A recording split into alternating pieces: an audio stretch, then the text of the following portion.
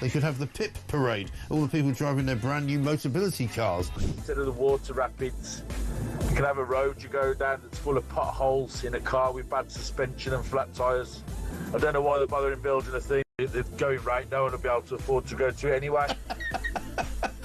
How about the Rachel Reeves ride, says Terry in Birmingham. You go round and round and vanish up your own deficit. It's the HS2 ride. It travels at high speed for 10 feet, where everyone gets off and into the replacement bus ride.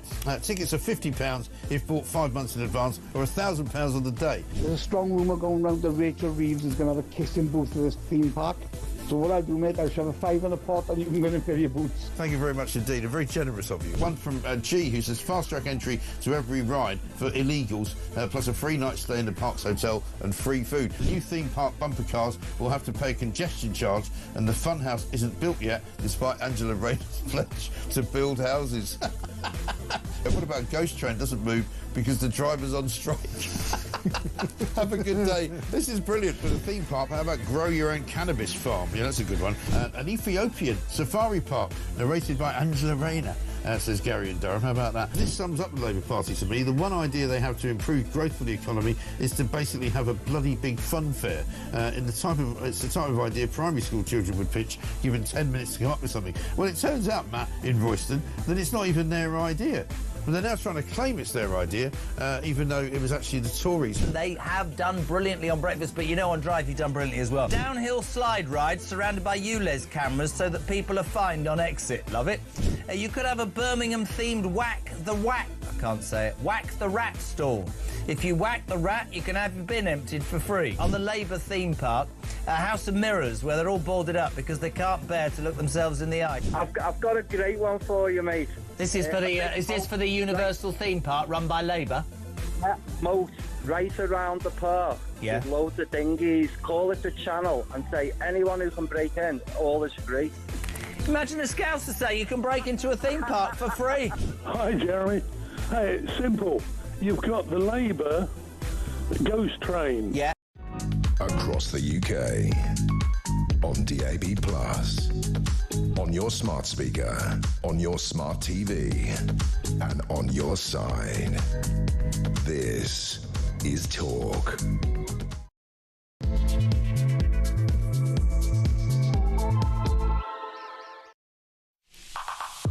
Good morning, this is Talk. I'm Peter Cardwell. Thank you so much for your company. I'm here between now excuse me, and 1 o'clock. That's if my voice lasts, which I'm sure it will. Help from the debate desk from Claire Muldoon and Theo Usherwood is coming. And in just a few minutes' time, we'll be talking to Kevin Hollingrig, who is the Shadow Housing Secretary. Big week for all political parties because, of course, on Thursday, there are 23 councils in England that are going to be up for election at the council elections. We'll be talking to Kevin Hollingrig. The Conservatives in many polls, not all of them, but in many polls, languishing in third place. Reform UK could do very well. Labour could do okay. Lib Dems could do okay as well. We'll see what Kevin thinks, certainly. And his party leader has been out and about this morning talking to broadcasters as well, but he's here to talk to us. We'll continue the discussion a bit later on with Mark Francois MP, the Shadow Veterans Minister, not just on veterans issues, but also on the Kneecap issue. Yesterday we talked about this quite a lot, and this is the rappers who are saying that that you should kill your local MP. Yes, really, a rap group that is very, very popular. A lot of their concerts have been cancelled in America because of their support, apparently, for the Palestinian cause, but also they, at one stage, allegedly said, up Hamas, up Hezbollah. So that is a big, big issue. Also, the big foreign policy issue, which I'll talk about with Kevin in a second. Is Trump the key to peace? He had a very, very deep and intense discussion with Zelensky yesterday. He seems to have changed his mind on Ukraine. What about you? How do you feel about this? And do you think that Trump is the key to peace? Let me know your thoughts on this. 0344 499 1000. We'll also talk to Lord Walney, the former government advisor on political violence and disruption, on the journalist who featured on the BBC a number of times, featured on BBC Arabic, calling for Jews to be burned as Hitler did, and boasted children slaughtered by hero terrorists would, as he put it, go to hell. Yes, really. That is what the BBC has been broadcasting, the views of that man. Lots to discuss here on Talk. I want to get your views on the air as much as possible between now and 1 o'clock. 0344 499 1000 is the number to call. You can text me 87222 with the word Talk in your text. You can tweet me at talkTV. follow me at Peter Cardwell. And remember, the main number does three things. You can send me a voice note. Tech Up Dave listens to them all. We'll play out as many as we can. Please keep them to less than a minute. If you can, don't forget to turn your radio down. Voice notes or WhatsApp text messages, or indeed you can give me a ring on 0344 499 1000. Loads to discuss between now and 1 o'clock here on Talk. Well, we'll talk to Kevin Hollingreck in just a second, but Pat McFadden, who is the Chancellor of the Duchy of Lancaster, the sort of number two, he's the real Deputy Prime Minister, far more so than Angela Rayner. He has been talking about a US-UK trade deal this morning to Sky News. This is a big thing Rachel Reeves has been talking about. Are we going to get it? And of course it could have a big positive effect on the economy here in Britain. So many people struggling at the minute. This is what Pat McFadden told Sky News earlier this morning. I think an agreement is possible. I don't think it's certain, and I don't want to say it's certain, but I think it's possible. We're talking to one another.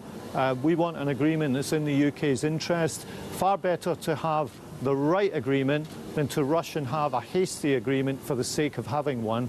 This has got to be something that's in the UK's interest. The United States is a really important trading partner, a really important ally. We'll keep working with the United States and keep trying to get to an agreement in the coming weeks. Certainly possible. Pat McFadden there speaking to Sky News earlier this morning. Let's get a reaction from Kevin Hollingreck, MP, who's the Shadow Housing Secretary. Good morning, Kevin. I'm afraid you'll have to put up with my slightly croaky voice this morning. I do apologise, Kevin. Tell me what you think about what Pat McFadden said there. How close are we, do you think, to a trade deal with America, and what could be the positive effects here in the UK if we get one? There's some good noises coming out of both sides, which is encouraging. So, I mean, this would make a huge difference for the UK. We made a lot of progress with the last Trump administration in getting a trade deal. Sadly, that was interrupted by COVID and the fallout from that. So that didn't happen. And Biden was against a trade deal with anybody, basically. So we couldn't make any headway. Now Trump's back in play. He has this great affinity with the UK. He has obviously lots of investments in the UK, so it's a much greater likelihood. So we welcome that. Obviously, there's lots of detail behind that. We've got to make sure that the UK industry, our farmers, our food producers are on a fair and level playing field with the US, and there are some real questions around that, around food standards in the US, hormone-treated beef, chlorinated chicken, famously, all those things. Rachel Reeves, though, says that's a red line for the Labour Party. Do you think that she'll stick to that? Well, you've got to have I hope so, because you've got to have a fair and level playing field. I mean, that's critical here. It's not about the cloying itself. It's the fact that poultry producers, chicken producers in the US don't have the same high standards in terms of producing their poultry as we do, which is a cost attached to that for UK producers. So it's really important that UK producers are on a fair and level playing field against those American producers. Those are the kind of details behind a trade agreement, which means they are more complex than they used to be to strike. So these are some of the things I'm sure are under discussion, but I very much hope we can make progress. Let's hear one more thing that Pat McFadden said this morning about Labour's first 10 months and how he thinks they've got on. I imagine your view may contrast slightly with that. Kevin, we'll get it in just a second, but let's hear again from Pat McFadden on Sky News this morning. I accept that some of those decisions have not been the most popular, but we are starting to see things turn around now. We've had a fall in NHS waiting lists for 6 months in a row. The waiting list come down by over 200,000. Very interestingly, it's come down by 50,000 in areas of the highest need, where we're not just trying to get people off the waiting list, but get them into work too. Well, that's Pat McFadden talking about what he thinks are some of Labour's challenges and indeed successes in the last 10 months or so. What do you think, Kevin Hollingreck? Well, I welcome the drop in waiting lists, but let's be clear about why that's happened. They've settled the strikes. That's why they happened. That's why we weren't getting enough operations and appointments last year. What Labour did, the first act in office, was to settle those strikes, settle those pay claims at face value without any negotiation, not even any productivity improvements to the NHS. That was wrong. I can't believe any previous Labour government I've known would have done that had gone in and they'd have negotiated. They didn't do that at all. They settled it at face value, which cost the taxpayer £9 billion. I have no problem doctors and nurses earning more than they should, but they've also got to make sure that service is running efficiently, and that's what Labour has not done. Aside from that, what he's not mentioning, of course, is what's happened to the economy. The UK economy was the fastest growing economy in the G7 in July last year. It's now the slowest. It's had a devastating impact because they taught the economy down for 6 months, whacked it then with £40 billion a year tax increases for businesses and for citizens, and £30 billion of borrowing. And all that has really put a brake on the economy.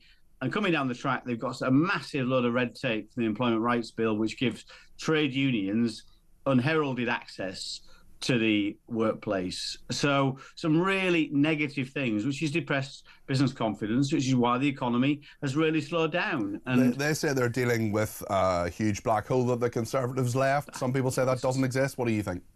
Well, the OBR contradicts that completely. It couldn't find that 22 billion black hole. It's fictitious.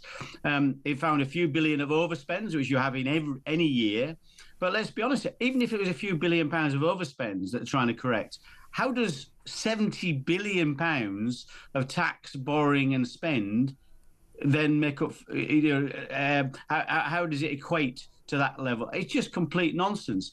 You remember they said in the election they had a fully funded manifesto, and then hit it with £70 billion of tax rises. It's simply wrong. And as well as that, of course, the other things are the winter fuel allowance, family farm tax, or in terms of the WASPy stuff, all the stuff they have done. They've gone back on so many different promises that they set out during the election. I mean, it's, to me, a leader that can't be trusted and a party that can't be trusted. Some people don't trust your leader, and indeed Robert Jenrick seems to be on manoeuvres, the Shadow Justice Secretary. He's talking about some sort of deal with reform. We've got the local elections in 4 days' time, and I wonder whether you think it might make sense, perhaps not at this exact moment, but between now and the general election, to have some sort of understanding, deal, coalition or whatever with Reform UK, because you're fighting for the same votes, aren't you?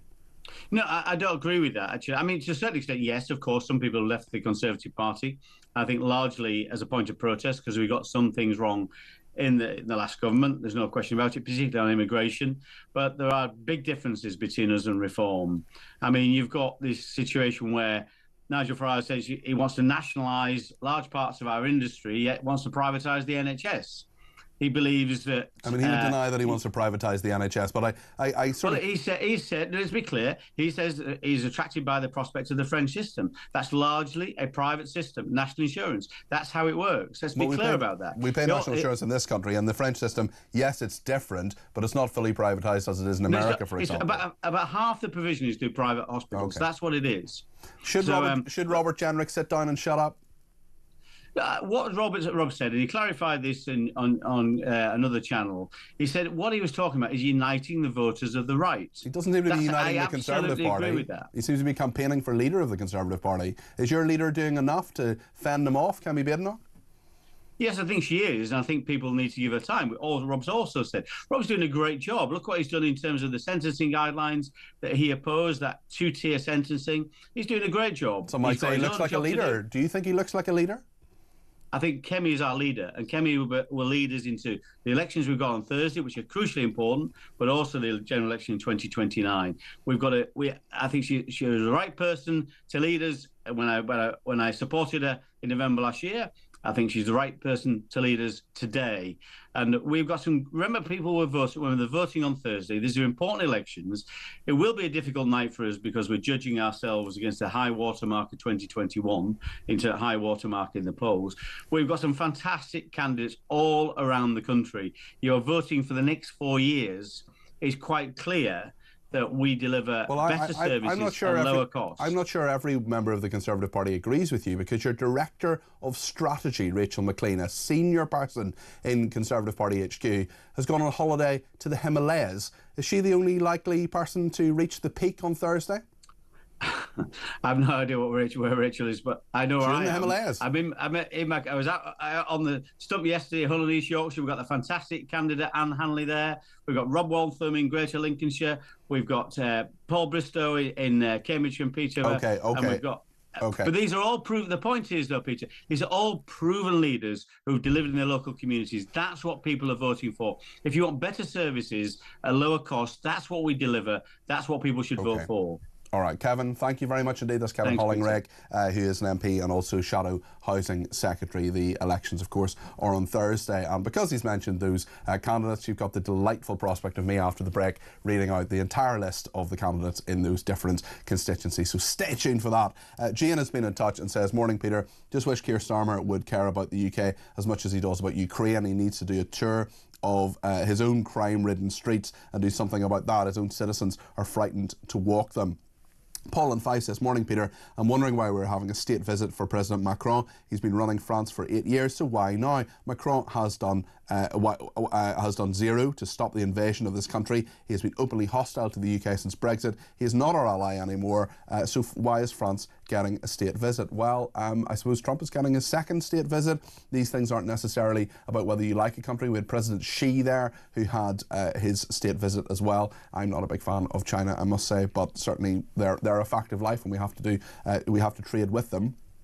John in Norwich says, "Trump has not changed his mind. He doesn't operate with a rigid plan, but employs a flexible strategy to achieve specific objectives. President Trump dynamically adjusts his approach, refining it as circumstances evolve. Rather than lacking a plan, he maintains multiple adaptable plans simultaneously, some of which remain undisclosed. As situations change, he recalibrates to address new developments. This adaptive strategy also applies to resolve the crisis in Gaza." John, I think you have perhaps more faith in Donald Trump than some people, certainly, but we'll discuss that a little bit later on. In fact, we've got the former UK ambassador to Russia, Sir Tony Brenton, who's going to be talking to us just a little bit later on. But after the break, as well as the tantalising prospect of reading out those names of all the people who are standing in those constituencies that Kevin Hollingrig mentioned, because we've got to comply with electoral law, you've got Claire Muldoon and Theo Usherwood on the debate desk coming up in just a second. There's so much to discuss, including Trump turning on Putin, the world being a better place under Pope Francis. Claire is, of course, Catholic and indeed was commentating on this yesterday. And should greyhound racing be banned? That's something that an MSP in Scotland wants to talk about. We're also going to talk about the journalist who featured repeatedly on the BBC Arabic network calling for Jews to be burned as Hitler did, boasting children slaughtered by, as he put it, hero terrorists in Hamas would go to hell.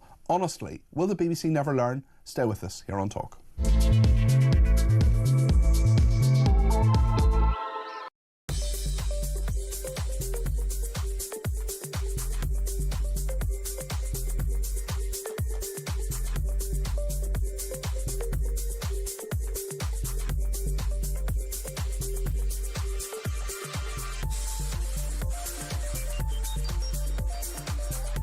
Take my local corner shop guy, for example. He's regularly being targeted and doesn't report it because it might be 6, 7, 8 quid that he's lost, and he knows it'll take him so much time to fill in the online form. Right. Quite simply, he'd rather be serving customers trying to make up his losses. Now, if that's a bit unscientific, I know, but roll that out across the country, and I'm utterly convinced there are many, many more offences of shoplifting that are just simply not being reported. Yeah.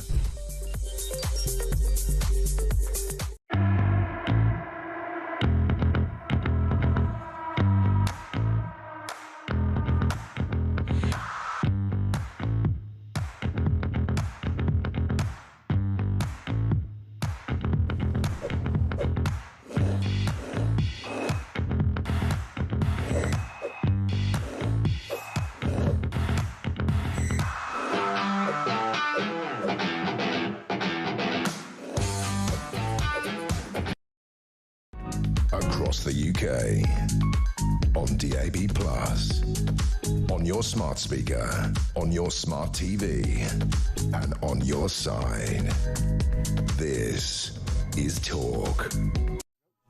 Well, as always at Talk, we are complying with electoral law, and you've got the tantalising prospect of me reading out the full list of those 3 mayoral elections. I failed to control Kevin Hollingrig, and he mentioned 3 mayoral elections, so we'll try not to mention any candidates over the next 40 minutes, otherwise I'll have to read out the whole list of all the candidates with Claire Muldoon and Theo Usherwood here on the debate desk today. Great to see you. Great to see you. How are you doing? I think you should pass that list over, actually. We'll just go right through it now. Maybe we could do it in song.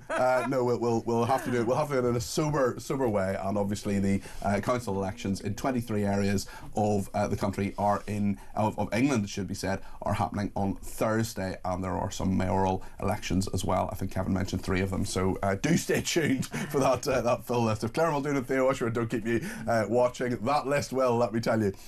Claire and Theo, great to see you in the studio. Claire, I know your Catholicism is something that is incredibly important. It permeates every part of your life, and you're a woman of faith. Just tell me, before we get into Donald Trump and Putin, tell me about Pope Francis. I know on another network, which shall not be named, you were talking about the funeral yesterday. A very special moment. Well, it was, and it was such a privilege in order to cover it and comment on it, because a lot of the symbolism and tradition of the Catholic Church goes unnoticed, not only for some Catholics, but also for the bigger picture, for the outside world, so to speak. And I think the Vatican and the head of the Catholic Church, in the universality of it, is very important, whether you be agnostic, atheist, whether you hold another religion, whether you're Christian or Catholic. It is so powerful, the messages that can be sent, and people now are talking about all those heads of states coming together, and we saw them yesterday arranged in alphabetical order by the French alphabet, because the French were known to be more diplomatic. So again, that's another historical point that's sometimes lost. But it did strike me at the sign of peace that we have during every single Mass, everyone was focusing on who Donald Trump might shake hands with. Yes, indeed. And indeed, the optic of it, that now famous picture of him and Zelensky in St. Peter's Square, seated there. I mean, it is just amazing. We'll talk about that a little bit later on, certainly, and Pope Francis's ability, even in death, to bring people together. What did you make of Francis as a man? Because I wonder, I'm just guessing here, Claire, this could be totally wrong, but I'm guessing that Benedict would be more your kind of Catholic than Francis, maybe? Well, yes. I mean, I am more a conservative style Catholic than a liberal one. But what Francis nicknamed the woke Pope, or Pope of the People, what he brought was Pope of the Heart. JP2, now St. John Paul II, I think was Pope of the Soul. He managed to bring down communism and the very left-wing state of Poland through Lech Walesa and through Solidarność. And then you had Benedict, who was very much Pope of the Mind. And then Francis came around, who was elected in the conclave to be Pope of the Heart.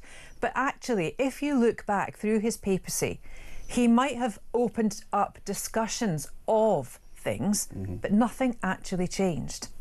And nothing was actually changed about it. It's a very interesting point that a couple of people have made. Theo, you're religious in any way at all? No, I have a loose Anglican faith. Yeah, it was just from a neutral's point of view. I don't know if that's the right turn of phrase, but from a neutral's point of view, it was an extraordinary scenes from last week from Vatican City and from the moment it was announced that Pope Francis had died to right through to the funeral yesterday. And that's putting aside, before you get, of course, those extraordinary pictures of President Trump meeting President Zelensky in St. Peter's Basilica.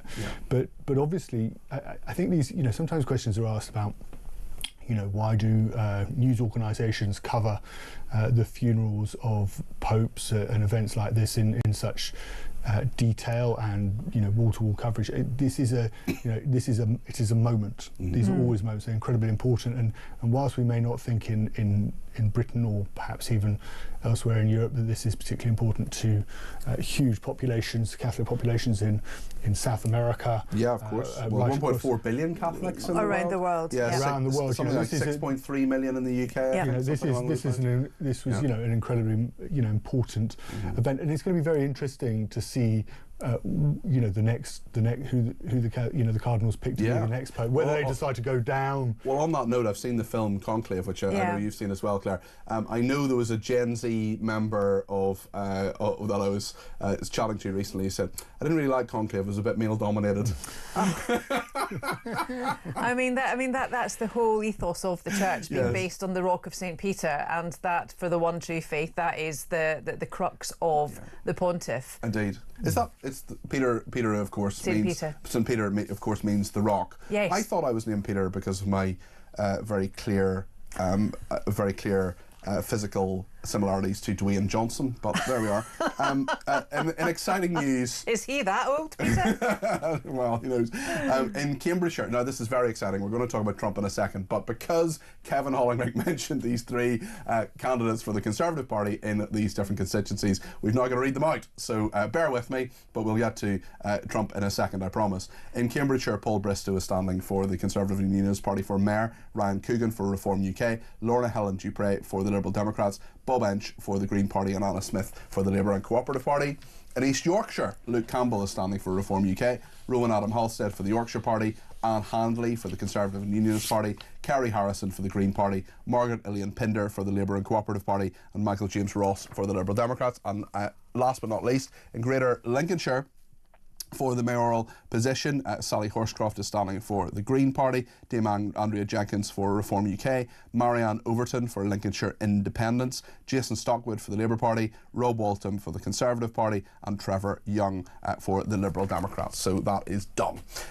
Nicola in Norfolk says, morning Peter, once again Kevin Hollingrick demonstrates that the Tories just don't get it when it comes to why previous supporters of the Tory Party are turning to Reform UK. I'm one of them, and nothing he said convinces me to go back to the Tories, says Nicola.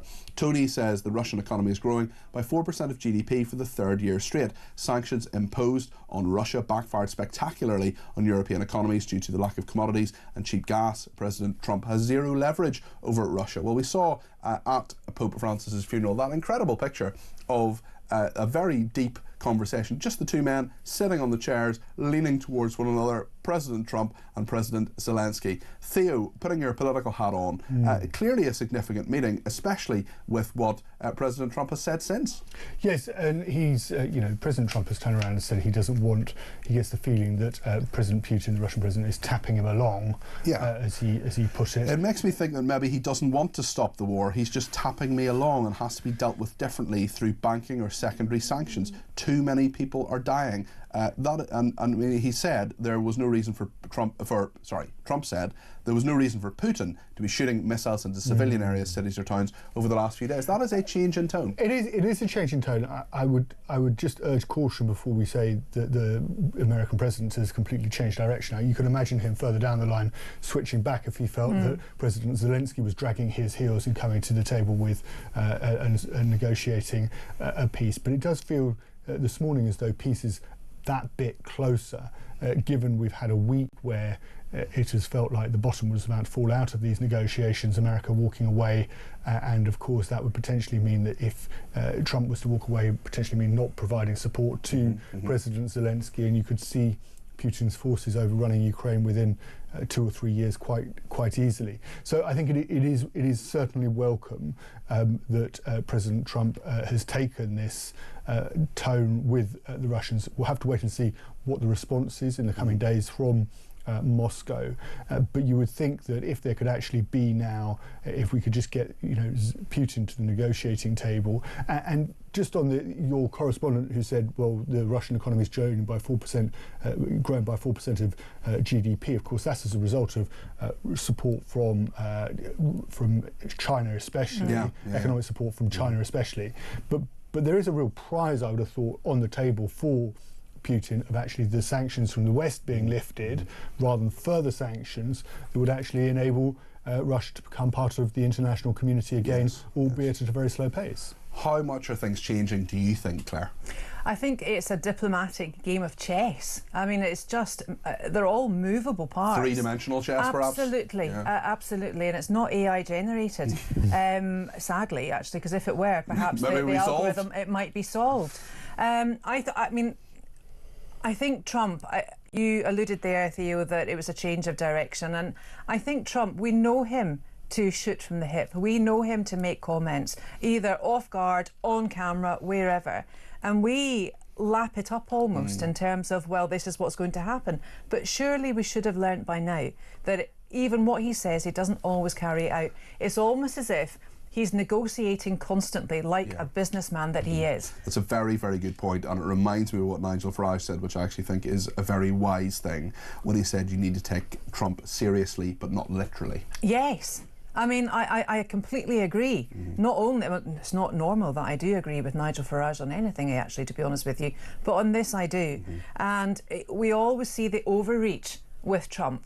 And I don't necessarily think that's such a bad thing, because that then goes to the heart of the problem as he sees it, and then the workarounds involved in order to pull back on both sides and actually give something up. And whether it's landmass in Ukraine, whether it's the minerals, whether it's whatever it is, peace has to be resumed, and we must get through this ASAP. Thank you both very much. We're going to go to a break now, but just in a minute, we're going to talk about a special forces security blunder exposing names and ranks. Very, very serious thing.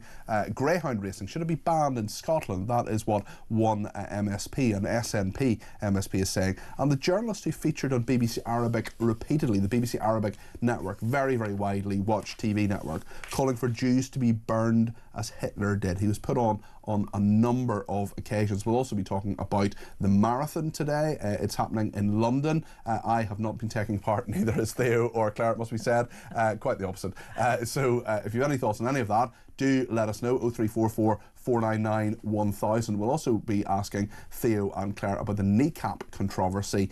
This is the rappers who have said that MPs should be killed. I will be talking about that with them between now and 11 o'clock, so stay with us.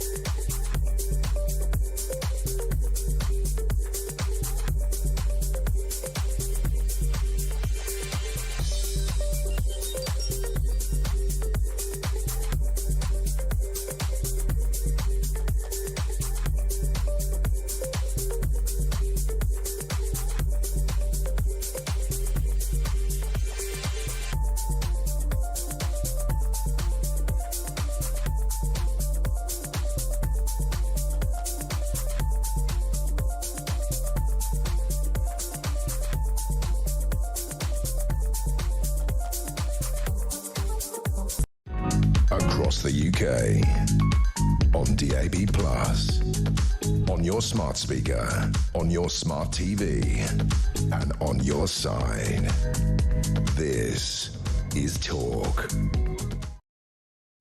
Well, quite a few people, of course, will be aware and waking up this morning to the horrible news out of Vancouver, and I just want to give you a quick update on that, and that's that a 30-year-old man has been arrested. This is after several people were killed and multiple others injured when a vehicle drove into a crowd. This is a street festival in the large Canadian city of Vancouver. A man drove into people at the Lapu Lapu Day block party, named after the national hero of the Philippines, around 8:15 last night, local time in Canada. It's now, of course, the middle of the night in Canada, but people will be waking up to that news in Canada in a few hours' time if they don't know it already. The force said a suspect who's from Vancouver is known to them and was arrested at the scene, but they were confident that the incident was not an act of terrorism. Speaking at a midnight press conference, the interim Chief Constable, Steve Rye, told reporters the lone suspect was taken into custody at the scene by the crowd before the police arrived. There's no further danger to the public, apparently. Absolutely horrific, Claire. Horrific, and I actually visited Vancouver, and I'd be surprised if you can actually drive anywhere in it, because there's lots of trams, there's lots of roads cut off, lots of pedestrianisation, and cycle lanes, not unlike London actually.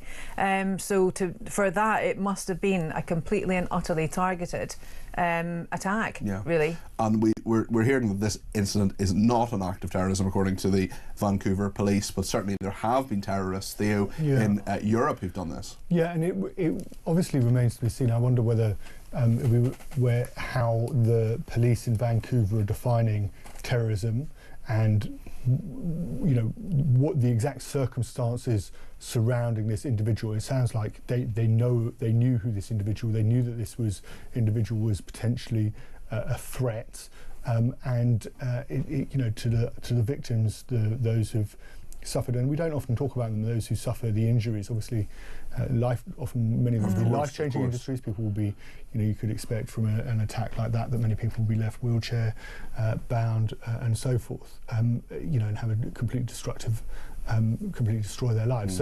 So your heart goes out to them, and it underscores the challenges facing Western police forces.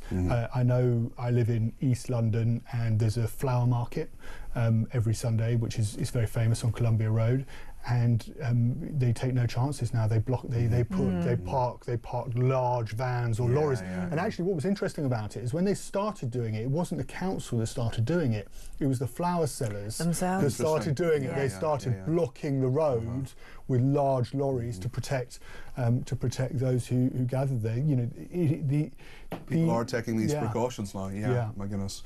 We're on the debate desk with Theo Usherwood and Claire Muldoon, political commentators both. I just want to turn now to a story we did yesterday, but we're talking a bit more about today because loads of people have got in touch with me about it. This is the Northern Irish band. They're from my part of the world, but that's where the similarities end, let me tell you.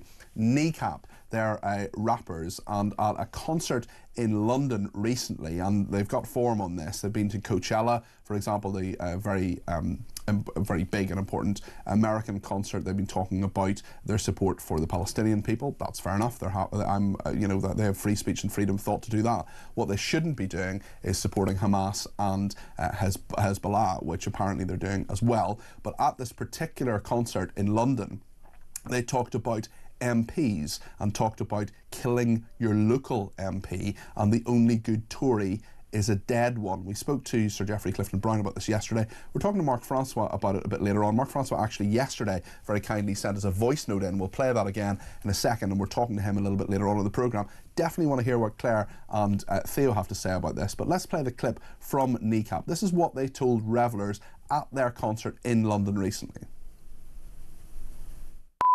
Tories. The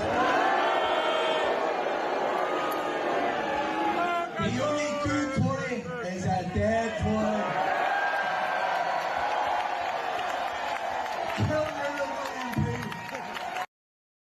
Kill your local MP. The only good Tory is a dead Tory. I mean, that is incitement to violence, Claire. It absolutely is. And how do you think David Amess's daughters must feel and family feels about that? Notwithstanding Joe Cox, notwithstanding any other MP from any of the sides of the parties, that are putting their lives at risk, basically, even holding surgeries. That's right. That is, I mean, we had a woman jailed for a Facebook comment on Lucy Connolly on what she perceived the Southport murders to have been. And then you've got this bunch of Neanderthals inciting violence, and not just violence, but extreme violence. Well, Mark Francois was, of course, Sir David Amess's best friend, and Sir David Amess, who was murdered by a terrorist in 2001, and he is going to be with me a little bit later on in the programme. But yesterday, he sent us a voice note on this. Let's just play what Mark Francois said. What these so-called pop stars have said about murdering Tory MPs is beyond despicable. My best friend in Parliament, Sir David Amess, was murdered in the line of duty, serving his constituents, as indeed was the Labour MP Joe Cox. What these people have said is unconscionable, and I hope they will be fully held to account for inciting violence, including against people in public life. What they have done is simply inexcusable. Well, we'll be talking to Mark Francois a little bit later on in the programme. Theo, your reaction to what he said there? It's just worth noting everything that Claire said, right? But the Met have now referred it on to their counter-terrorism internet referral unit for assessment to determine whether a police investigation may be required. I would hope that the Met Police would view this as the only way forward would be to conduct that criminal investigation, and if it were necessary to bring, and can't see really a reason why not to bring criminal charges against this ban. We were also talking just a few moments ago off air, and it sounds like a number of venues have now cancelled concerts. Yes, that's right. Yes, in America, for example, there have been quite a few venues that have cancelled their concerts. Quite right too.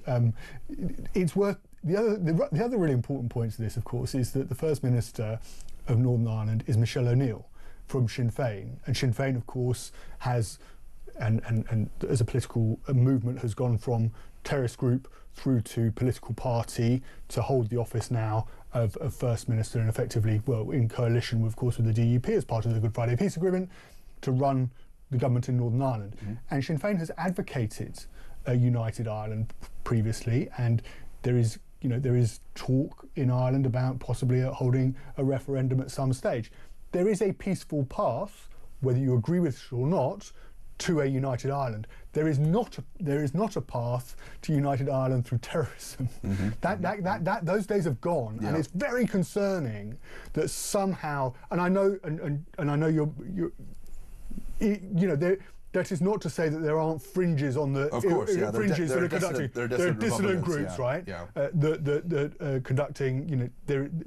Terrorism has not been banished from Northern Ireland, right? But it's much less. But it is. I was alive during the days of the Troubles. Me too, when I got into news, was watching what happened in Bishopsgate or Warrington or whatever. So I've seen it, and what's really concerning is that that's what this is a return to. There could be a vulnerable young, a stupid, vulnerable, you can call them vulnerable if you want, person who gets completely sort of taken in by the rhetoric at these concerts, and they go and do what the pop star on the stage, as Mark Francois told them to do, and they go and commit an act of terrorism, right? And the police need to start coming down on this stuff really hard. This isn't playtime anymore. And I get really concerned when you see what goes on in the streets of London on a Saturday afternoon with the Hamas stuff. And by the way, they previously said up Hamas, which is a proscribed terrorist organisation. And I really would like to see from the Metropolitan Police Commissioner and from the CPS, the Crown Prosecution Service, that they start to take a no-nonsense approach to this just stuff. On that note, Claire, why do you think Kneecap think they can get away with saying this?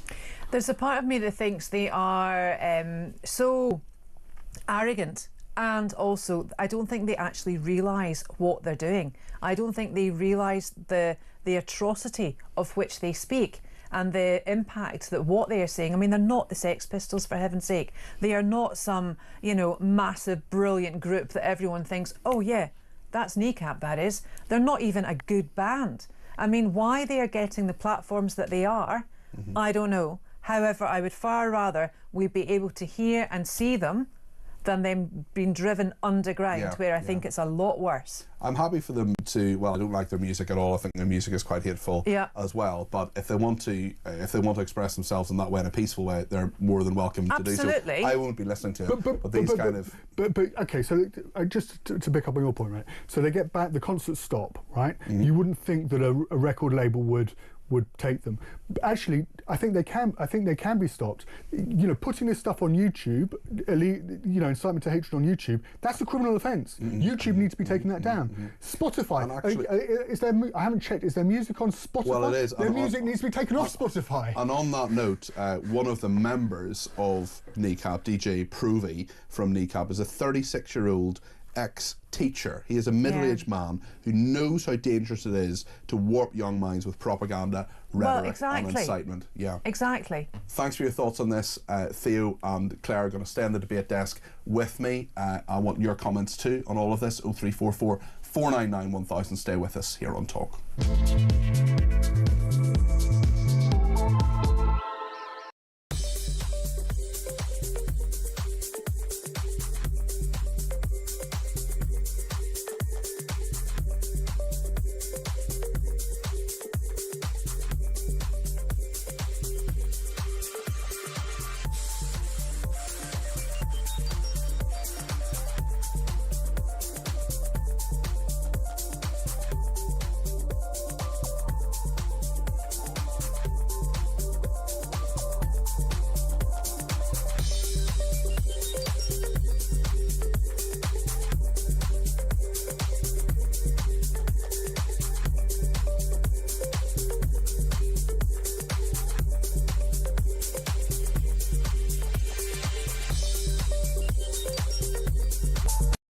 So we're just hearing reports that Donald Trump and Volodymyr Zelensky have held a meeting ahead of Pope Francis' funeral.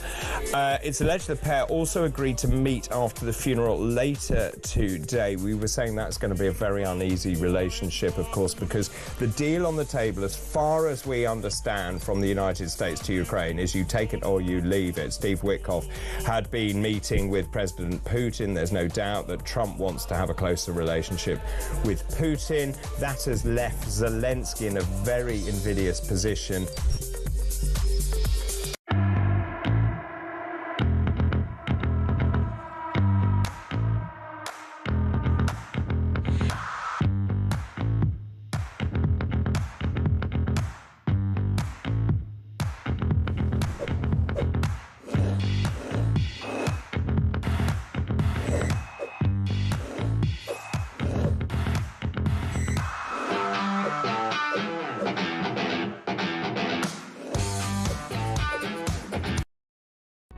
Across the UK, on DAB+, on your smart speaker, on your smart TV, and on your side. This is Talk. Just talking about Kneecap, I was just reminded there by someone about Brendan O'Neill, who's a contributor, of course, to this station. He's the chief political commentator at Spiked, and he calls them cosplaying middle-aged men, cosplaying as young rebels. So there we are. We'll talk about, I'm confident in the next 14 minutes we're going to get through 4 different topics. We're going to talk about what Kemi Badenoch is saying about Nigel Farage. We're going to talk about Greyhound racing in Scotland, whether it should be banned. The BBC, who featured a journalist who called for Jews to be burned as Hitler did. Yes, really. And perhaps a little reflection on the London Marathon as well for the people who have somehow, for some reason, decided to do it. Let's get a little clip now from Kemi Badenoch. She has been speaking to Sky News this morning. We spoke, of course, to Kevin Hollingreich a little bit earlier on, but she was asked specifically about some sort of arrangement or a coalition with Nigel Farage. This was Kemi Badenoch on Sky News this morning. I've said, read my lips, Trevor. I am not going into coalition with Nigel Farage. Under any circumstances? At local level. Under any circumstances? I will repeat myself. I'm not going into any coalition with Nigel Farage. At local level, it's different. In the national election, you can rerun the election. At local level, you can't. So there might be no overall control. That's Kemi Badenoch. Do you think she can avoid a coalition with Reform, Claire? Yes, absolutely she can, and she must at all costs, I think. Because Reform, for me, have got no absolute set-out policies that will, can adhere to anything. What's the foreign policy? What's whatever? Not that the Conservatives are any better, but I do think she's stepping up to the mark. I've been impressed with her when she was in PMQs, especially last week, telling Starmer he's got no balls to do anything. I thought was very, very good. And also, back to the Reform thing, it was interesting what she said at the local level, because as we know, Reform have farmed out every single local council for these next council elections, a councillor, a candidate. And people are saying, of course, it's always back to this first past the post or PR in this country, but do we want people to vote locally like the Lib Dems rely on? Or do we ask people to, vote for the bigger picture, the greater good? And especially what we've seen in Scotland, and indeed here, is an almighty shift away from most of the 2 political main parties to Reform. And we need to hear that's what's happened. The populist vote has not been heard, and this is the result. Well, there could be a very interesting situation in Wales, not often anyone ever says that, when coming over a bit on Robinson, where Reform could be part of the executive, could be part of the government there.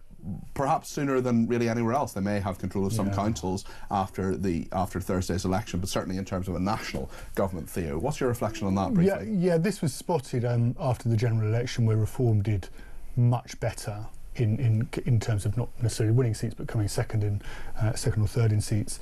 And so they'd spotted a trend in Wales where they could find themselves on the executive. And I think there's going to be a question mark as to how, question mark's the wrong word, everybody's going to look keenly, let's say they take over, they form part of the executive, how they perform. Are they able to actually make a difference? Nigel Farage has done very well at criticising the 14 years of Tory rule. He's done very well at criticising Keir Starmer's Labour government.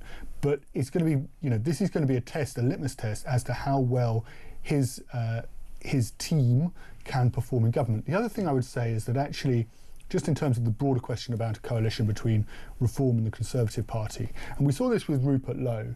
Nigel Farage doesn't play nicely with other children in his team. You know, he's a one-man band. Now, you can do that as an opposition party. You can do that as an insurgent party. You can rule with an iron fist and say, it's all about me, I'm in charge, my way or the highway, right? You can't do that in government. You need to have a team around you with expertise.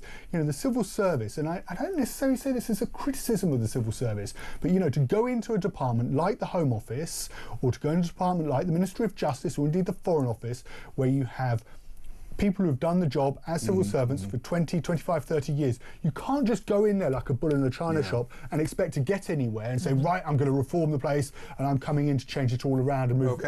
You can't do that. So he may well come a point where Nigel Farage has to lean on the expertise of the Conservative Party in government. If we find ourselves there. I want to talk about greyhound racing, because Dinah and Nick have been in touch and said ban dog racing, ban horse racing over fences and remove whips from jockeys. Humans can worship all cats, though. Definitely in favour of that bit. Dawn in Chelmsford says the question we should ask about greyhound racing is what happens to a dog when it retires or is unsuccessful. Personally, I think it is probably shot. Well, certainly that does happen, and a greyhound racing bill is to be lodged in the Scottish Parliament. This is a Green MSP, Mark Ruskell, who is proposing legislation which, if passed, would end what he says is a cruel sport that involves too many dogs being killed or badly injured. This is the proposed Prohibition of Greyhound Racing Scotland bill, which would make it an offence to race greyhounds at tracks in Scotland. Now, he actually adopted a dog himself, a dog that had a broken leg and was due to be put down. And then Mark Ruskell, the Green MSP, member of the Scottish Parliament, of course, adopted that dog. We did try to get him on the programme today, but he was unavailable. Theo, what do you make of greyhound racing? What do you think? I'm just struck by the numbers, and I'm new to this story in a way. Many years ago, I did go to watch greyhound racing. In 2023, 109 greyhounds died trackside. 4,238 dogs were injured. I mean, that's across the UK. That's an extraordinary number of dogs. Now, I'm not a vegetarian, but like most of the population, I expect and I care about animal welfare. I'd like to think that when I go to the butcher and I buy meat, that animal before it was slaughtered was treated well. I would watch horse racing, but I do want to know that the horses don't suffer, or greyhound racing. I'd want to know that the animals don't suffer. And I think actually, if you're looking at those numbers, those who are running greyhound racing are obviously doing something wrong. Those you shouldn't have more than 4,000 dogs a year injured as a result of sport. Now, I'm not saying if you can run the sport without that number of dogs dying as a result of it or being injured as a result of it, then go for it. But if that casualty list can't be dealt with, then you've got to question in 2025 whether it's worth continuing with. In Wales, the Deputy First Minister, Hugh Rackett-Davies, has announced he thinks now is the right time to move to ban greyhound racing. It's still legal in England and Northern Ireland, and Lisa Nandy, the Culture Secretary, said in the Commons recently, we have absolutely no plans whatsoever to ban greyhound racing. What do you think about this, Claire? I think animal welfare is one thing, but this being brought in by a Green MSP in Scotland, where it only has one greyhound track left, which is in Fife, because the one in Rutherglen in Glasgow was shut down, closed. I think it's just an appalling thing, because what should be banned in Scotland is the SNP, in my view. I think we should hashtag... That's not going to happen, Claire, but greyhound racing might be banned. Shut down that shortbread Senate and get on with our lives and make Scotland great again.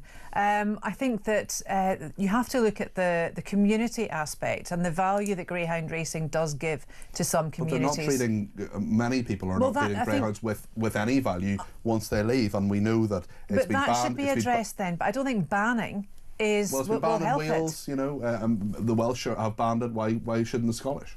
Because they shouldn't. Why should they ban something that people see as a sport? It's part of a betting environment. It's very much a family thing. Families can go and watch it. It's a bit of entertainment. Of course, don't let the dog... That's what my opening statement was. Animal welfare is one thing. They should prescribe something to take care of that. They don't need to necessarily ban it. Okay. Well, what do you think about this? What do you think about what Claire and what Theo have said and what this Green MSP, who's adopted a Greyhound himself, wants to do? Is going to be banned very soon. In Wales, they've announced a ban in February on Greyhound racing. Perhaps it could happen in other parts of the UK as well, including Scotland, where this bill has been introduced. Let me know your thoughts. 0344 499 1000. I know my viewers and listeners, like me, are big animal lovers, but what do you think on this particular one? I want to turn now in the last few minutes of the debate desk to the journalist who featured on the BBC Arabic channel. This is a channel that many people watch around the world in the Arabic language. And this is a journalist who called for Jews to be burned as Hitler did and boasted children slaughtered by hero terrorists, Hamas, in his view, would go to hell. He is not a nice man. Clearly, he said these statements repeatedly, and unless the BBC did not do any diligence whatsoever, and we're not told about this, which I think both things are highly unlikely, this person was repeatedly featured on BBC Arabic. Theo, will the BBC ever learn about these people? No, I mean this is intrinsic, it's endemic.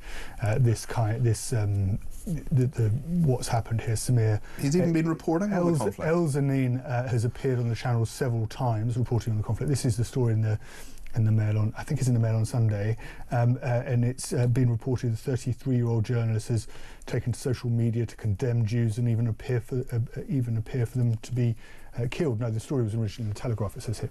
And you've got to wonder, you would think that somebody like this, Mr. El Zanin, would apply for his, for a job, or you'd apply to do some work for the BBC, and you'd think at that point that there would be a vetting process. Yeah. That somebody might say, okay, let's go on his social media profiles, let's have a look at what he has said previously and make sure that. And I mean, there's very little ambiguity here. We shall burn you as Hitler did, but this time we won't have a single one of you left. He has seemingly backed more than 30 separate attacks against Jewish civilians in Israel, calling the actions blessed and heroic, while those behind the attacks are called heroes and martyrs. When referring to the February 2023 attack, in which a terrorist killed 2 children after ramming his car into a bus stop in Jerusalem, he said the victims would soon go to hell. Claire? Very, very strong words from a contributor, not an employee of the BBC. And, you would think that if you applied to be a commentator for the BBC, you would employ your own and instill your own due diligence and work out what the company was that would pay your wages in terms of, forming your opinion, giving it, instead of having carte blanche to be anti-Semitic at its greatest level, really. And it's truly horrific what he said. His social media posts have been, you can't even put into words the hate filled in them. The BBC have told the Telegraph that the organisation cannot access Gaza directly due to restrictions on international media. That is correct. So it relies on a range of eyewitness reports from within the area. Could it possibly be that some of those eyewitness reports are biased in some way? It said these contributors are not BBC employees or part of its official reporting team. The spokesman added that the BBC was not aware of the individual's social media activity before airing their accounts, and emphasised the broadcaster has a zero tolerance for anti-Semitism on its platform. That is nonsense. That is absolute nonsense. But they should be aware. Yeah, they should. They should make themselves aware. So just to clarify what I said earlier, if the person is applying as a contributor, then the same rules as an employee count. Yeah. You can't have people on your channel, and it certainly wouldn't happen here, where you would allow somebody to come on who's previously expressed these views and then portray them as being, as in this case, reporting from Gaza as some sort of impartial reporter. What do you think about all of this? 0344 499 1000. The BBC using someone hateful, praising Hamas, praising terrorists as a contributor. Let me know your thoughts. 0344 499 1000. Just literally about 30 seconds to get your views on the marathon. Claire, will you be signing up next year? No, the only marathon, the closest I've ever got, was the previous brand of a Snickers, and let it remain so. Let it remain. Happy with that. Theo? I did it in heat like it is today, 10, 12 years ago, and it is really tough. And it's still really scarred brutal. You. Yeah, I remember it. Just coming, I think I was mile 20, and it's sort of this bodies everywhere, people with heat stroke. It's really hard. I always said I did the Berlin Marathon rather than ran the Berlin Marathon. If I can give you one tip in life, it is this: don't get food poisoning 2 days before a marathon. So and then go on to run the marathon. But I'd gone all the way to Berlin. I had some lovely friends who were there with me, who'd come all the way from Northern Ireland, including my family as well. So I felt I sort of had to do it, but raised a bit of money for the Amess Society, and that was a good thing. Well, Claire, maybe you and I can sign up next year. Maybe not. Thank you. Because knowing my luck, I'd get Bloomin' pulled. I'd get a place. Thank you to Claire and to Theo, Claire Muldoon and Theo Usherwood. Lots to discuss. Want to get your opinions on the air, of course, as well. 0344 499 1000. We're going to talk to Sir Tony Brenton, the former British ambassador to Russia, in just a second. Don't go anywhere.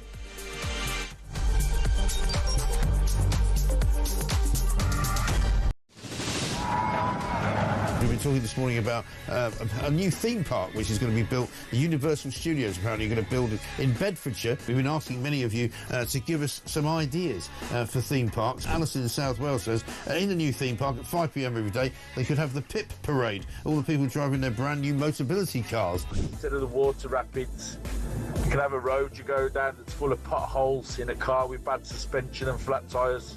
I don't know why they're bothering building a theme park in this country. They're going right, no one will be able to afford to go to it anyway. How about the Rachel Reeves ride, says Terry in Birmingham. You go round and round and vanish up your own deficit. It's the HS2 ride. It travels at high speed for 10 feet, where everyone gets off and into the replacement bus ride.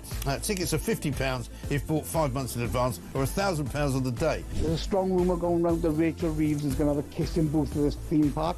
So what I do, mate, I'll shove a £5 in a pot and you can go and fill your boots. Thank you very much indeed, and very generous of you. One from G, who says fast-track entry to every ride for illegals, plus a free night stay in the Parks Hotel and free food. New theme park bumper cars will have to pay a congestion charge, and the funhouse isn't built yet, despite Angela Rayner's pledge to build houses.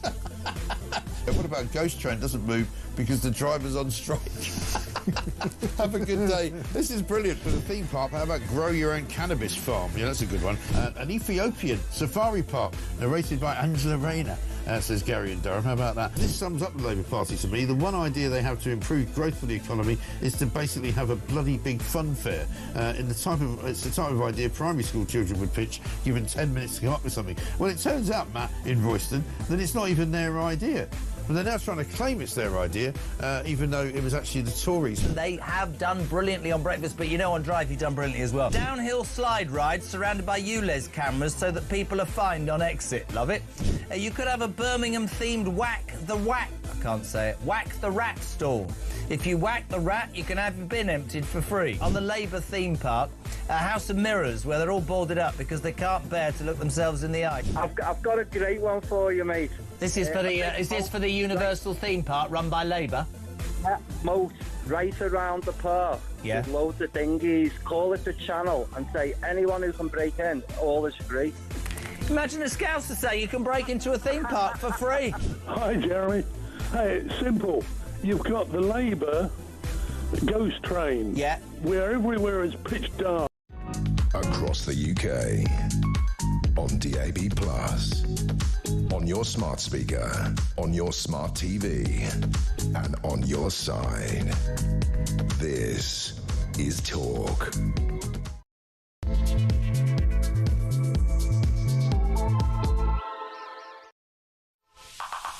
Good morning, this is Talk. Thank you so much for your company this Sunday morning. I'm Peter Cardwell and here until 1 o'clock. There's lots to discuss. We've been talking about Trump and what he's doing. Has he turned against Vladimir Putin? Has he changed his mind? Some people say he hasn't. It's all part of a grand strategy. But he had a very deep and intense discussion with Zelensky yesterday at the Pope's funeral. We'll be asking Sir Tony Brenton, the former British ambassador to Russia, his thoughts about this in just a second. We'll also be talking to Mark Francois MP, the shadow veterans minister, about veterans issues, but also about Kneecap, the rappers from Northern Ireland, who say that they want you to kill your local MP and the only good Tory is a dead Tory. They've had some of their concerts scrapped. They've also had some views in favour, apparently, of Hamas and Hezbollah. We will be discussing that a little bit later on with Mark Francois. We'll also be talking about the journalist who featured on the BBC, BBC's Arabic network, calling for Jews to be burned, as Hitler did, Lord Wolney, who is the former government advisor on political violence. moments, he is going to be talking to us about that. I want to make sure we get all your calls, texts, tweets, voice notes, however you want to communicate with us. Let me know. 0344 499 1000 is the number to call. You can text me at 722 with the word talk in your text. You can tweet me at talkTV, follow me at Peter Cardwell, and remember the main number does three things. You can send me a voice note, less than a minute please. You can send me a WhatsApp text message, or you can give me a ring on 0344 499 1000. We'll be taking plenty of calls between now and 1 o'clock, so get your voice on the air. We're also reflecting on what Kemi Badenoch and Pat McFadden have been saying this morning. They've been out and about, as has Kevin Hollingreck, the Shadow Housing Secretary, so the senior politicians all putting their views forward. Stay with us here on Talk. Well, Donald Trump, in some people's minds, has now turned on Vladimir Putin after holding one-on-one talks with Vladimir Zelensky. That was at St. Peter's Basilica. It was, of course, Pope Francis's funeral yesterday at the Vatican City in Rome, and Trump has accused the Russian president of stringing him along in negotiations. It makes me think, as Trump put it, that maybe he doesn't want to stop the war. He's just tapping me along and has to be dealt with differently through banking or secondary sanctions. Too many people are dying. It was perhaps a surprise that the two men met. They were just sitting on red chairs in the nave of the church. It was a very arresting image, and one which certainly Zelensky says could be very, very significant, perhaps even historic. Sir Tony Brenton joins us now. He's the former British ambassador to Russia. Sir Tony, thank you for joining me this morning. Morning, Peter. Good morning. What do you think of this meeting? We've got some aspect out of it. We've got some readout of it, and certainly Trump seems to have changed his tune slightly. There are some people who say this is just a negotiating position from him, and this is the way he works, and he moves in different ways. I mean, what do you think, knowing the Russians as you do, having been our man in Moscow, what do you think is going on here? Well, I think, we shouldn't overstate the importance of this meeting. It was quite a dramatic meeting, there on two chairs pulled up specially for it, within yards, actually, of the coffin of the dead Pope. And this is the first time that Trump has seen Zelensky since the famous row they had in the White House 6 weeks or so ago. So it was significant from that point of view as well. And obviously Zelensky did make an impact by reminding Trump, and Trump said this before, that the Russians at the moment are launching bombing and missile raids which are killing lots of civilians. And Trump has in the past said this is appalling and has said directly to Putin he should stop it. And the effect of this meeting has been to remind Trump of that and to renew his anger, if I can put it that way. That said, I wouldn't exaggerate the likely impact on the way the negotiations are going. The Russians are still saying, the Russians, but also the Americans are still saying the shape of the deal is coming out pretty clearly now and is unlikely to change significantly. It's set in stone, in the words of the US Secretary of State. It's not a great deal from Ukraine's point of view, but it is a deal. And I think that's the thing to watch, really, rather than Trump's emotional reaction as a result. Well, tell us about that deal then. I mean, you're saying it's not a great deal. Just give us the sort of the second layer of your thoughts on that in regard to what is proposed at the moment. Very briefly, the fighting would stop essentially on the lines that they're on now, and actually where they've been for the last 2 years. So that's not a huge change. What is quite dramatic is that the Americans are likely to formally recognise Russian occupation of Crimea, which, but then nobody's pressing the Ukrainians to do that. Do you think that's unavoidable, that happens? Do you think that's just baked in now? There's no way back? It's largely... Crimea, the Russians were never, ever going to give back. So it's recognising the inevitable. And the other recognition of the inevitable is that the Ukrainians are not going to get into NATO. That said, it looks as if the Ukrainians are going to be free to rearm themselves. They're going to get lots of support from the Europeans in particular to prepare themselves if the Russians decide to attack again, which is actually unlikely, but is possible.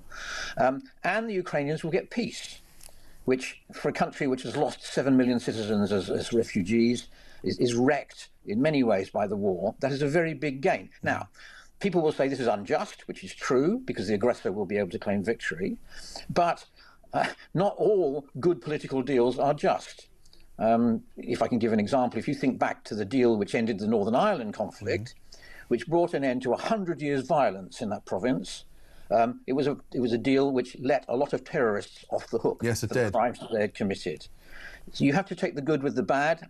My personal view is that ending the war, leaving Ukraine free and uncontrolled by Russia, which certainly wasn't the Russian intention at the beginning, is a big enough gain to justify the very annoying fact, the sad fact, that Putin at the end will be able to claim that he's made gains as a result of the war. In terms of the American language around this, I mean, it was Nigel Farage who said you need to take Trump seriously but not literally. We saw some of that rhetoric from, I would argue, and maybe you disagree with this, but similar to what happened in the White House from J.D. Vance and perhaps even Trump in the last few days. But something changed yesterday, and even though it may not have long-term significance necessarily, I wonder why you think that is. Well, something changed. I mean, Trump, you know, whatever people may say about him, obviously cares about people being killed in war and is determined to be remembered as a peacemaking president. And he was obviously appalled by the most recent attack on Kyiv, which killed 12 people, flattened a few blocks of flats, all of that. He was reminded of that by Zelensky yesterday and has reaffirmed his aversion to it and has talked about imposing sanctions, whatever sort, on Russia. But actually, he and his negotiators know they have quite big stakes in their relationship with Russia. It's not only about Ukraine, it's about doing a deal on nuclear weapons, it's about doing a deal on the Arctic, it's about doing deals potentially on rare earths exports. For America, Russia is not just about Ukraine. They've got lots of other fish to fry. I just want to talk a little bit about the UK's relationship and what we do next. Kemi Badenoch has been speaking this morning. In her view, Russia is not an ally of ours. Let's just play what she has to say and then I'll ask Sir Tony his thoughts on this. It would be rewarding aggression, and we all need to remember that Ukraine is fighting a war on Europe's behalf. Russia is not an ally, Ukraine is. Remember what happened in Salisbury, poisoning people on our soil. That's what Russia does. So Ukraine losing this war is a very bad sign. It's a weakening for Europe. We need to do everything we can to support Ukraine, and that's going to need the US's support, which is why I really welcome these positive signals that we've seen from President Trump. Kemi Badenoch there, the leader of the Conservative Party, talking about that. Tony, what did you make of what she said there? Well, she's 90% right. I mean, all of those things are true. It's a bad war, it's an aggressive war, it's not a good development that Ukraine loses. But actually, as I've just said, Ukraine doesn't lose completely. Putin does not take the place over, which was his original intention. The killing stops, the destruction stops, and history rolls on. And you have to be ready to pay a price for those good results.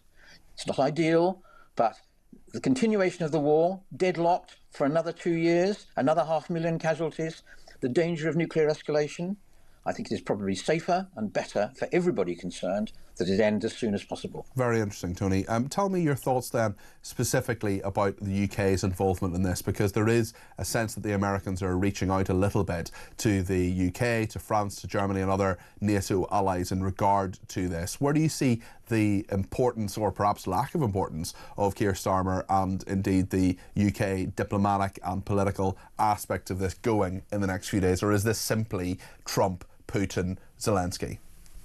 Well, most UK politicians, including, I suspect, the Prime Minister, would far rather that this peace process wasn't going on. Like Kemi, they would say, we're with Ukraine for as long as it takes. Now, as I've said, there are good reasons for that being a bad position. And what Trump has done very effectively has changed that very sterile non-debate about when the war ends into a realistic discussion of how the war might be brought to an end. We are now, and I think the Prime Minister has been really quite effective on this, shifted ourselves to trying to get the best outcome when the peace comes that we can, which means effectively supplying Ukraine with guarantees for its security that the war having been turned off, Putin doesn't simply turn it on again in the near future. So there's all this talk about reassurance force and so on. And that, I think, is a far more effective use of the UK's diplomatic heft than simply standing up against the blast of American views and saying, no, the war should go on until Ukraine has won, which it's not going to. I wonder what you make of what the UK has pretty consistently said, Tony, in regard to the contagion idea, this idea that, you know, the world is at stake in Ukraine, almost an echo of JFK and the Berlin Wall, and this thought that we should keep sending money, some would say hand over fist, to Ukraine, $3 billion a year, you know, you and I both agree the war needs to end and end as soon as it can. But in terms of the UK being at risk, in terms of other Western European countries being at risk, do you see that as a genuine threat, especially as within 3 years all that Putin has managed to do is invade effectively anyway a fifth of Ukraine? Of course, there was that faint the military feint towards Kyiv. But in terms of actual land grabbed, it hasn't been all of Ukraine, a war he thought would be an easy thing. Exactly. No, that's exactly right. This war has been a disaster for Putin. He goes in there expecting to win in days. He's now still there 3 years later. He's lost, who believes, whatever numbers, but perhaps 500,000 men. There's a lot of men. The Russian armed forces have been very battered by the experience. In any case, even if they were contemplating further military adventures, it's going to take them time to recover to the point when they can. And they're certainly not going to attack a NATO state, because if they attack a NATO, which is us, if they attack a NATO state, then they're at war with NATO. NATO spends 10 times as much as Russia does on military expenditure. They would lose. So there are various good reasons for not believing that the quasi-defeat which Ukraine is now facing will transform itself into a rampant Russia going out and taking out Estonia or Poland or whoever. Yeah. I mean, do you think the UK has been too, maybe generous is the wrong word, but too keen, perhaps, to support Ukraine in a way that perhaps we shouldn't have been spending the same level of military and political resources on this? Well, at the beginning, we were the absolute leader in getting equipment to the Ukrainians, getting money to Ukrainians, and so on. And that international reaction, in effect, following our lead, following Boris Johnson's lead, is a big reason why Putin got stuck and why we're getting to the result that we're getting to, which, as I say, is not a victory for Ukraine, but is not a total defeat either. And I think we can congratulate ourselves on that, that we led that initial very strong reaction, which has been a very large part of our ending up where we are now. Sir Tony Brenton, thank you very much. That was a fascinating interview. I really appreciate your thoughts on that. You've made me think about things in a way that I haven't before, so I appreciate that. Sir Tony Brenton, former British ambassador to Russia there. Just to give you an update on what's happening in Canada, we now know that 9 people have been killed, several others injured. That is when a vehicle drove into a crowd at a street festival in Vancouver. That's according to Vancouver police. That is, the death toll is at 9 at the moment of people who've been killed, several others injured after that vehicle, a man driving a vehicle, obviously he's been arrested. They don't think that it is an act of terrorism necessarily, that's according to the Vancouver police, but he drove a vehicle into a crowd at the street festival, killing 9 people. We'll bring you any latest lines on that, of course, between now and 1 o'clock. And plenty more to discuss. We'll get some reaction to that interview with Sir Tony Brenton in just a second. I know various people are ringing in, and if you want to be one of them, get your voice on the air. 0344 499 1000. Stay with us.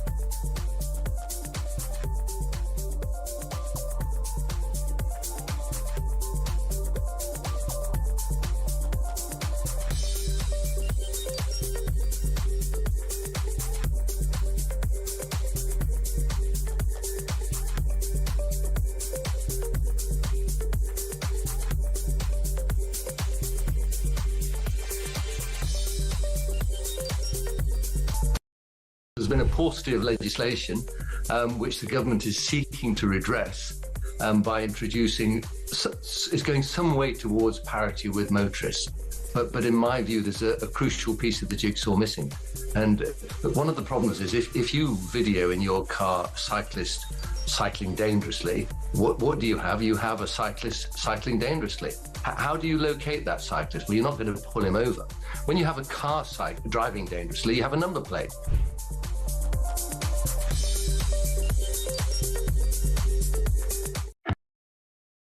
Across the UK, on DAB+, on your smart speaker, on your smart TV, and on your side. This is Talk. Thank you to Mark in Norfolk, who has sent me a WhatsApp to say the hypocrisy of the EU in regard to Ukraine is astounding. Over 4 years after Russia's invasion of Crimea, almost every EU member was importing record amounts of Russian oil and gas, therefore funding Putin's invasion of the rest of Ukraine. Testimony as to why we need to remain separate to the EU and certainly not part of a slow, bureaucratic EU army. quite a few on that, quite a few on the BBC as well. We'll get to that in a second. Kneecap as well is something a lot of people want to talk about. Peter, can you ask Mark Francois about Parliament's response to the murder of David Amess, please? Thanks, Rich in Northolt. I will absolutely do that in just a few minutes' time. Mark Francois MP, the Shadow Veterans Minister, someone who has spoken out very, very strongly about Kneecap, and he will be live in the studio in just a few minutes' time. But first of all, just on Zelensky, I want to take a call from Peter in Croydon. Peter, you're very welcome to the programme. What would you like to say? Hello, good morning, Peter. Thanks for taking my call. Yeah, I've been speaking to you about Zelensky before. I still don't trust him. Mm-hmm. I still think he's a fraud. I mean, he has to give up Crimea. I mean, that was got in 2014, wasn't it? Yes. And basically, without a fight. So he's got to let that go. But I believe he's got to go back to his government for a referendum, and he should do that. Do you think he should just accept the deal that's there, Peter? As Sir Tony Brenton was basically saying, look, it's not perfect. You're not going to get Crimea back. Just do it and get on with it. Absolutely. Okay. But he's so stubborn, and I just don't. I think he's a fraud. He's playing Europe and Starmer because his tweets. He's not offering anything. All his tweets is about he's sucking up to Europe and all that, trying to get him on side. And I think Trump sees through him. Okay. And I just think he's got to accept the deal. Okay, well, yeah, I think a lot of people will agree with you, Peter. I think I'm perhaps one of them. I don't see where else he goes anyway. Peter, thanks for your thoughts. That's Peter in Croydon there. Thanks to the texter who says, I can't believe it's taken this long for the United States to realise Putin doesn't want to end the war. Of course he doesn't want to end it. He started it and he doesn't want to lose face by negotiating. Dawn in Chelmsford says, hi Peter, the question we should ask about greyhound racing is what happens to a dog when it retires or is unsuccessful. There are quite a few people actually in touch about that, and let me see if I can just find another message about it. There's certainly a number of people who have been in touch. Oh, actually, voice notes, that's where I want to go next. Simon has sent me a voice note. He's a former owner of a greyhound. Hi Peter, great show. That bit about greyhounds being shot is absolute nonsense. Like, I used to own a racing greyhound. Yes, it did get injured. We paid all the vet's bills. We after it couldn't race no more, we paid all the rehoming fees. It went to a lovely home. We paid all its vet's bills till the end of time. Like, they are treated well. Not quite as well as horses, but they are treated very well. So I have to tell you the truth. Great show, mate. Simon in Portsmouth. Well, I'm actually in Spain. Simon, thanks, and thank you for your thoughts on that. I appreciate those.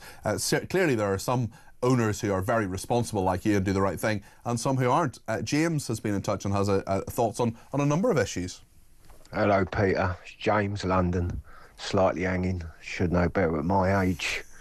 A bit like that band Kneecap. They should know better at their age, but back in the day, there was NWA, whose name I can't even say, was effing the police. So, I don't know about how far you can go. And the other one, the BBC, when will they learn? When will they learn? It's terrible what they put out. And greyhound racing, yeah, of course it should be stopped. Of course. I've got a lovely dog myself, Maggie Moo. Lovely English bulldog. Thank you very much indeed, James. I hope you and Maggie Moo have a good morning, and definitely the water is good. Barocca is quite good. I have the shop's own brand of Barocca, or as I call it, Bermocca. I haven't had a drink in 7 years, but one thing I do not miss are hangovers, and you don't miss those when you stop drinking, let me tell you. On the Kevin Hollingreich interview, which was about an hour ago, Ian has been in touch with a voice note. Peter, it's Ian from East Grinstead. It's interesting listening to you interviewing your Tory shadow minister, and he just said that he accepts the fact that the Tories got a few things wrong. He needs to actually accept the fact that they got everything wrong. Everything from high taxation, high bureaucracy, high immigration, both legal and illegal.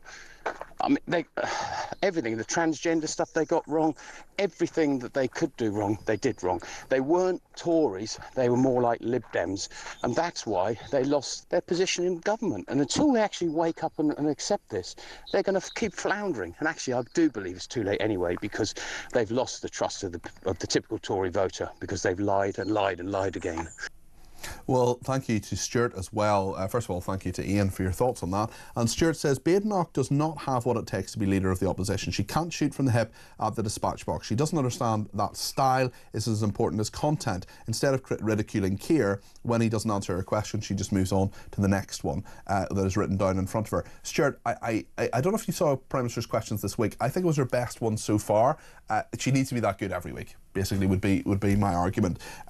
Leslie says, what an excellent informative interview from Sir Tony Brenton. Well done talk. Yes, Leslie, he was really interesting, very thoughtful, I thought. We'll try and get him on again, certainly.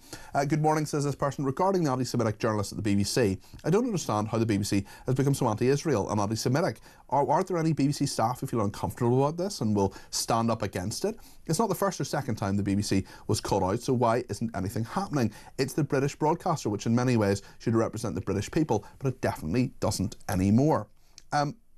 Amanda says, Peter, my heart goes out to all the decent law-abiding Jewish people who've lived peacefully in this country for years. How must they be feeling with so much hate all around them? Lisa says, Peter, it doesn't matter what Kemi says, she won't lead them into an election. Lots on Kneecap I want to get into with Mark Francois. I think I'll probably hold those comments actually just until we talk about that. Penny in Essex says, all these comments being made, actually that's about that. One thing I want to clarify actually, Patrick has been in touch and says, hi Cardi P, how do I actually send a voice note? Is it just a WhatsApp recording to the number? Just clarify for those of us who maybe don't know.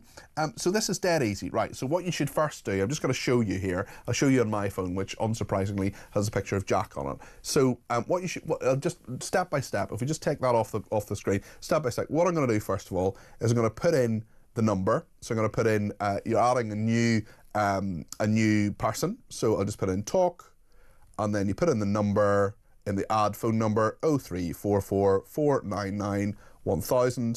So that's now in your phone. Talk is in your phone as a number, as a contact. Then you just go into WhatsApp. I'll perhaps not show you all my WhatsApps. You just go into WhatsApp, press the little plus to start a new message, and then put in talk, which you've already done there, which should be on your phone. And then you simply record a voice message the way you would record a voice message to anybody else. You just put up the little icon, hold it, and record your message, and then it goes straight through to us. Tech Up Dave plays it. We then put them into our system, and then we play them out. And that is as simple as that. If you're sending a voice note to your family and friends, it's exactly the same. The easiest way to do it. There we go. There's we've received one. There it goes. So the easiest way to do it, just put the number in your phone, put it in as talk, 0344 499 1000, and then on WhatsApp, we'll come up on WhatsApp and we'll send a voice note. In fact, why don't I just do... I'll play another couple of voice notes first. I'll maybe do it and then I'll show you the whole process, start to finish. Matt has got a voice note through on the UK and US trade deal. Peter, Matt in Hove here. Just a little note on this UK-US possible trade deal, and Labour come out and say, well, we're negotiating a possible deal, we've got talks are ongoing. But look who we've got negotiating the deal. Jonathan Reynolds. He's never run his own business. He's never worked in anyone else's business. He's been a parliamentary assistant and worked for the council, and he's negotiating a trade deal with the US. We're a laughing stock. Why have we not got anyone good in Parliament? No one with real credible business acumen, commercial experience of getting deals over the line. We're an absolute joke. He worked at the council, for God's sake. Honestly, we are totally finished here in the UK. I hate to say it, but we really are. Forget it. Matt's not happy.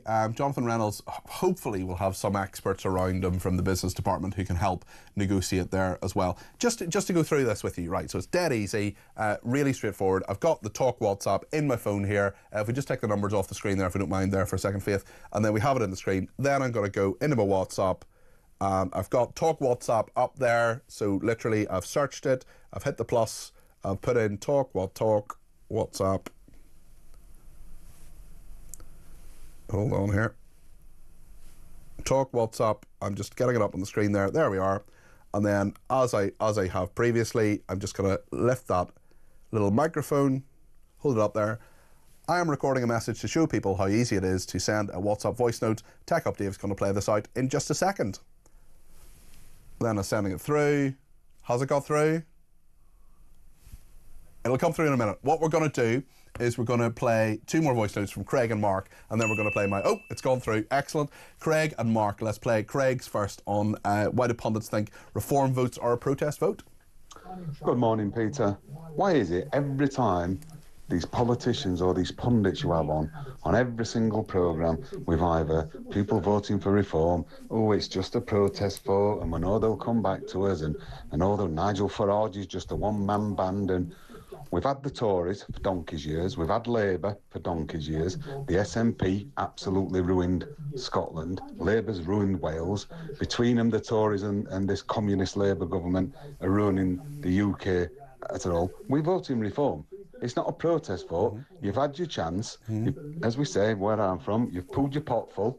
That's it. We're going to vote reform, and he's going to get in. And I hope he's the next Donald Trump for the UK.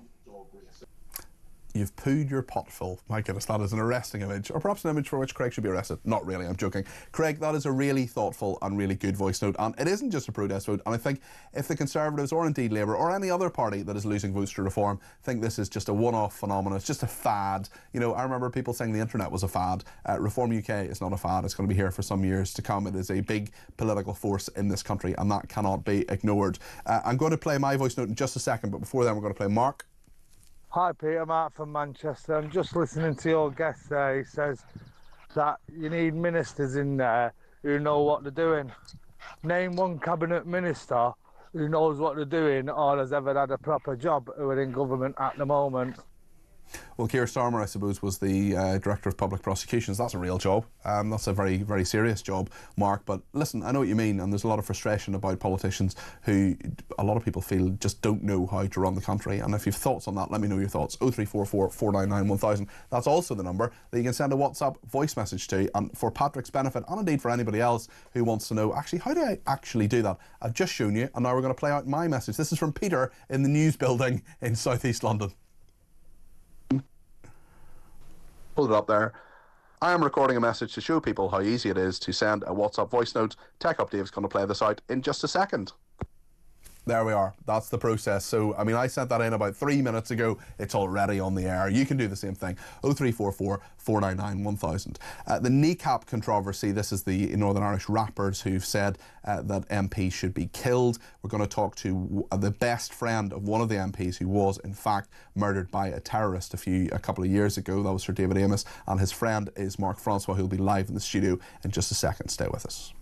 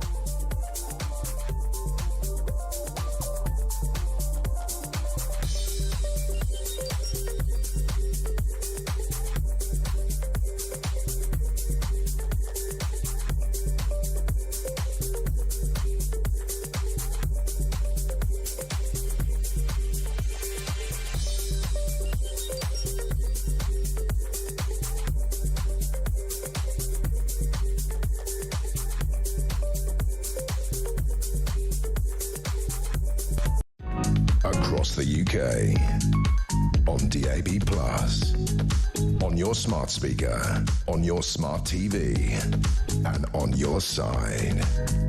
This is Talk.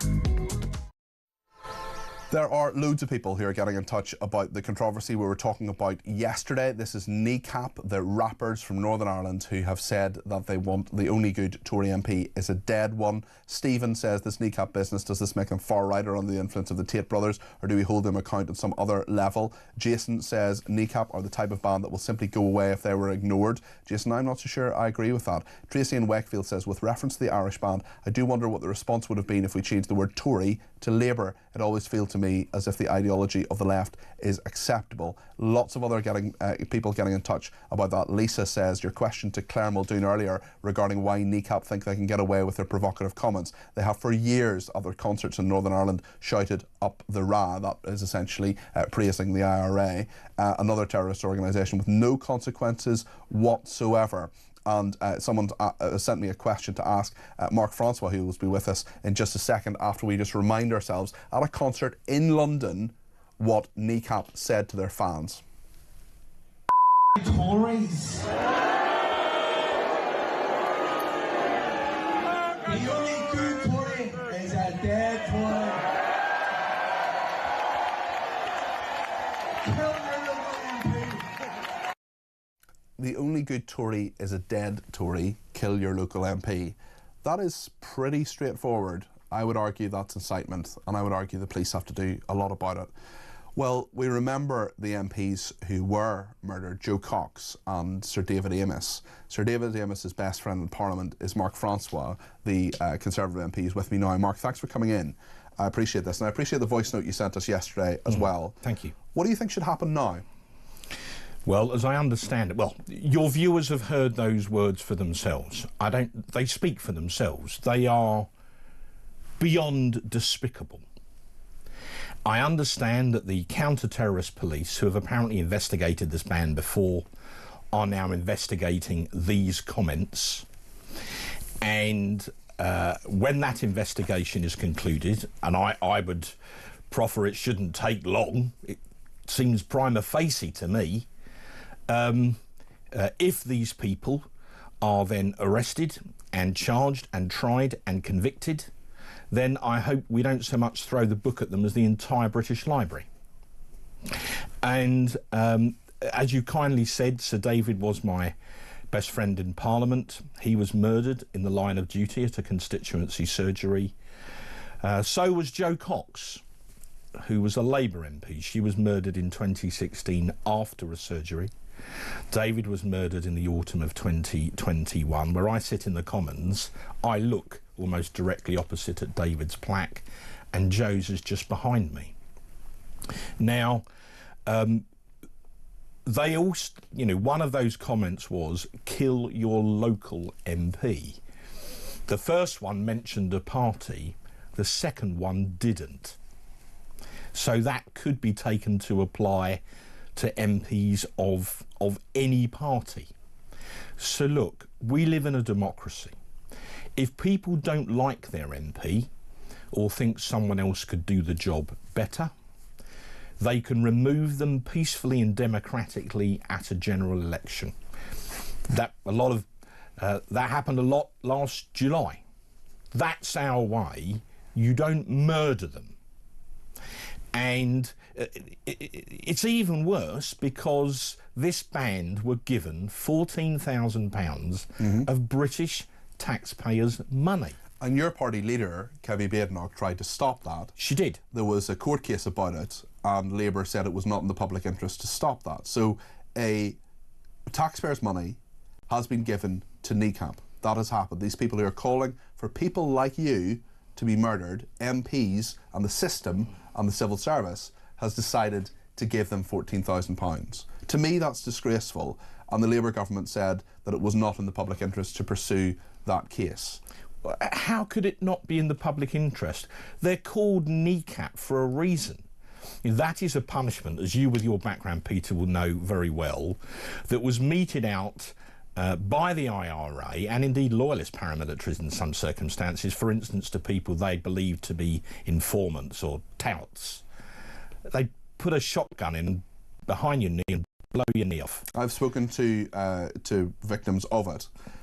Certainly someone a local IRA gang thought was a drug dealer. He wasn't actually. It was his case of mistaken identity, and that had a huge effect on his life. But Kneecap apparently is a bit of a joke. Apparently calling a band Kneecap is a bit of a joke, but what is not a joke is what they're saying, and really it could not be more serious. Well, and well, I can't believe that Labour dropped that appeal, although I just mentioned in passing, they've also dropped appeals, which means that there's now legislation going through Parliament, sponsored by Hilary Benn, the Northern Ireland Secretary, to allow Sinn Féin and their supporters to recommence prosecutions against Northern Ireland veterans, and which would also, incidentally, make it easier for Gerry Adams to sue the taxpayer. Labour are facilitating that process, which to me is madness. But coming back to this case, this is also it's two-tier justice. After the tragic, terrible incidents in Southport, there was a massive government clampdown and a number of people were arrested for tweets and Facebook posts. So how possibly could we say that that was right and in the same breath, as it were, say that people can threaten to murder members of Parliament and get away with it? I mean, you know, contrary to popular belief, MPs are human too, and so are their families. So look, I am calling... OK, I do feel strongly about it. Sir David was my best friend. You've declared my interest for me, Peter. But I'm calling for three things. One, the Home Secretary should come to the House of Commons tomorrow afternoon and make a statement about the government's whole attitude to this, what they intend to do about it, and how they intend to ensure MP security. Secondly, Lisa Nandy, the Secretary of State at the Department for Culture, Media and Sport, should launch an immediate internal inquiry into how on earth this band were given £14,000 of taxpayers' money at a time when people are having winter fuel payments taken off them and we're restricting, you know, PIP payments to the disabled. Lisa Nandy has to tell us how on earth that happened and how we get the money back. And thirdly, as I understand it, Kneecap are still due to appear at Glastonbury. That's right. That would be unconscionable under the circumstances. I challenge the organisers of Glastonbury to suspend them from that concert at least until the anti-terrorist police investigation has concluded. We can't let this go, because if we're going to, you know, sanction people inciting the murder of public officials, then then where does that stop? So I really believe the government need to take this extremely seriously, and that's why Yvette Cooper must make a statement tomorrow, Lisa Nandy must launch an internal inquiry, and the organisers of Glastonbury must, without hesitation, tomorrow suspend Kneecap from appearing at that famous festival. We know certainly other venues have cancelled Kneecap's appearances. I wonder, Mark, from your perspective as Sir David Amess's friend, but also as an MP, also as someone with a family, as someone who I know has been threatened before, and of course you're a human being, you have an emotional response to these things. When you hear those words, when you see what they're telling their fans to do, young, impressionable fans, one of these guys in Kneecap is a former teacher, for example. He knows about how young people can be influenced. He's a 36-year-old middle-aged teacher. He should know better. These are not 17, 18-year-olds, not that there's ever any excuse for what they are saying. So what runs through your mind when you hear those words from them? Well, look, we have this. Well, if I really told you what I was thinking, but you probably couldn't. You couldn't broadcast it. Can broadcast it. You can probably reverse engineer it. But there's been a lot of debate in recent months about social media and about the effect of that on young people. And when David was murdered, I raised this issue in the Commons when I paid tribute to him a few days later. I described him as quite simply the best bloke I'd ever met. I stand by that. But this, to me at least, is absolutely clear-cut. I mean, you played the words. That is not some AI deep fake, a group of musicians with a political agenda at a concert, and you even heard some people cheering at a concert, suggested that people should kill their local MP. I mean, if you were to do that, or if Mr. and Mrs. Bloggs, who live at 1 Acacia Avenue, were to go on Facebook and say, I think we should bump off our local MP, the police would kick the door down. So we cannot let this go. We absolutely cannot, and that's why I've said the 3 things that I've said. And imagine the feelings of the Amess family when they when they hear this. Rich in Northolt has said, can you ask Mark Francois about Parliament's response to the murder of David Amess, please? There are lots of people who have many questions, I think, still on that case. What is your view now, Mark? Well, we all paid fulsome tribute to David. He was murdered on the Friday, and then there was a special debate on the Monday, and both the Prime Minister at that time, Boris, and the Leader of the Opposition at that time, Sir Keir Starmer, spoke, and lots of MPs paid tribute to David. Ironically, perhaps, it ended up as an upbeat occasion. He was such a character that everyone had an anecdote about David Amess, and then we went across the road to St Margaret's, which is the parish church of the House of Commons, and then we had a memorial service. But it was extremely difficult, and I paid tribute to the Speaker, Sir Lindsay Hoyle. He convened a speakers' conference a couple of months ago about the whole issue of the security of people in public life. I had a number of conversations with Lindsay after David was murdered. He, in a sort of pastoral sense, he was incredibly good at helping MPs to get through this terrible thing. And his speakers' conference is still ongoing, and obviously this should be fed into that too. So we do have a speaker in the House of Commons who takes his what you might call duty of care to MPs and their families extremely seriously, and I think we're very fortunate in that Sir Lindsay takes the view that he does.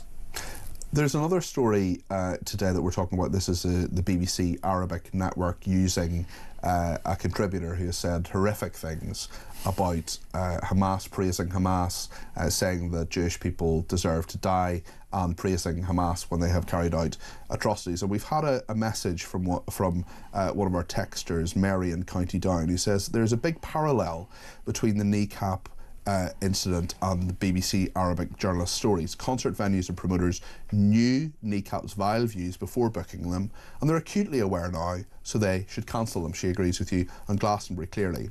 Similarly, it's not acceptable nor believable for the BBC to say it didn't know this journalist's views. Producers routinely troll contributors' social media before booking them to see what they think about topics. Also to note that the BBC has consistently platformed Kneecap with slobbering, uncritical coverage, and the UK government gave them taxpayers' money. Sadly, we cannot rely on the major institutes of the state to hold standards of decency. I mean, she's right about the due diligence of research. We do that all the time here at Talk to make sure we get the right people on the air. I wonder what you think about those sentiments, Mark. Well, look, the BBC is in a special position. It is funded by a poll tax. It is funded by the licence fee. And it's part of its charter that it is supposed to be impartial. I think anyone who's watched the BBC coverage of events in the Middle East, which admittedly are controversial, would be very hard-pressed to say that the BBC's coverage of those events has been impartial. And the example that you have cited is just yet one more example of that being the case. I think the BBC needs to look long and hard at itself and at its editorial processes. Now look, we live in a country, we believe in free speech, but it's free speech under a rule of law. You know, since 1973, Peter, we've had the Race Relations Act, you know, which says that it is a criminal offence to incite racial hatred, especially if it might lead to violence. We've had that law on the statute book for over 50 years. So it is free speech within the law. And obviously on matters to do with the Middle East and Gaza, people have strong opinions, but it's the job of the BBC to try and reflect both sides of that argument. Sometimes, having watched their coverage in recent months, I think they tend overwhelmingly to reflect just one side, don't you? Every time I see you, Mark, you have your badge on, which has the UK flag and the Ukrainian flag. I just have one more question for you just before we let you go, and that is, when you see Donald Trump and Volodymyr Zelensky deep in conversation in, of all places, St. Peter's Basilica yesterday, Pope Francis bringing people together even in death. Yes. How hopeful are you for a peace deal in Ukraine? Well, we all want the war to end.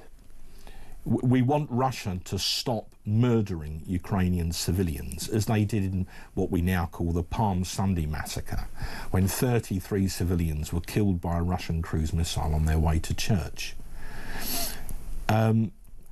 So I hope that direct conversation between President Zelensky and President Trump will perhaps in some ways have opened President Trump's eyes to what Putin is really up to. As I've said it before, so forgive the repetition, Peter, but I'm trying to be consistent. Yeah. You know, Vladimir Putin is an ex-KGB colonel. Yes. He's trained in psychological warfare.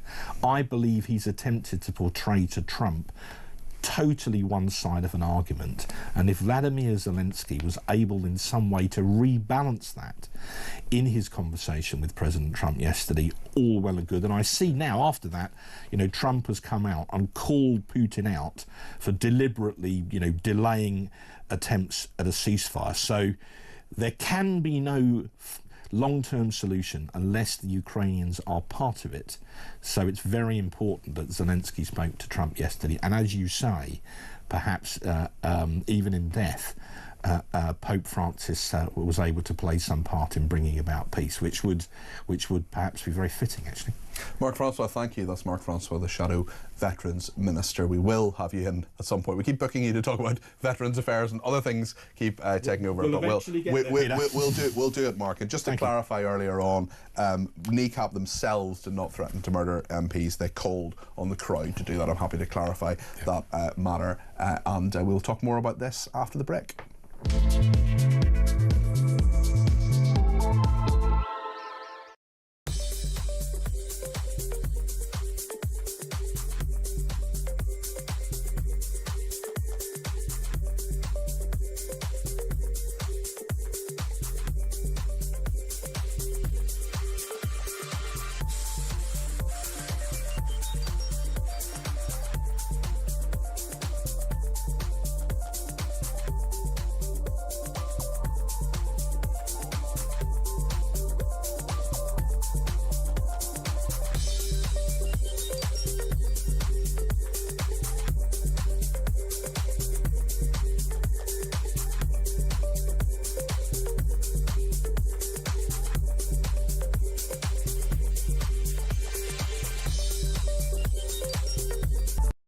The thing is, with testicular cancer, if it's caught early, it's very easy to cure it. But if you catch it too late, it's a very quick spreader, and then you can't be done as you know. So it's definitely something that is definitely worth catching early, because it's life-saving, isn't it?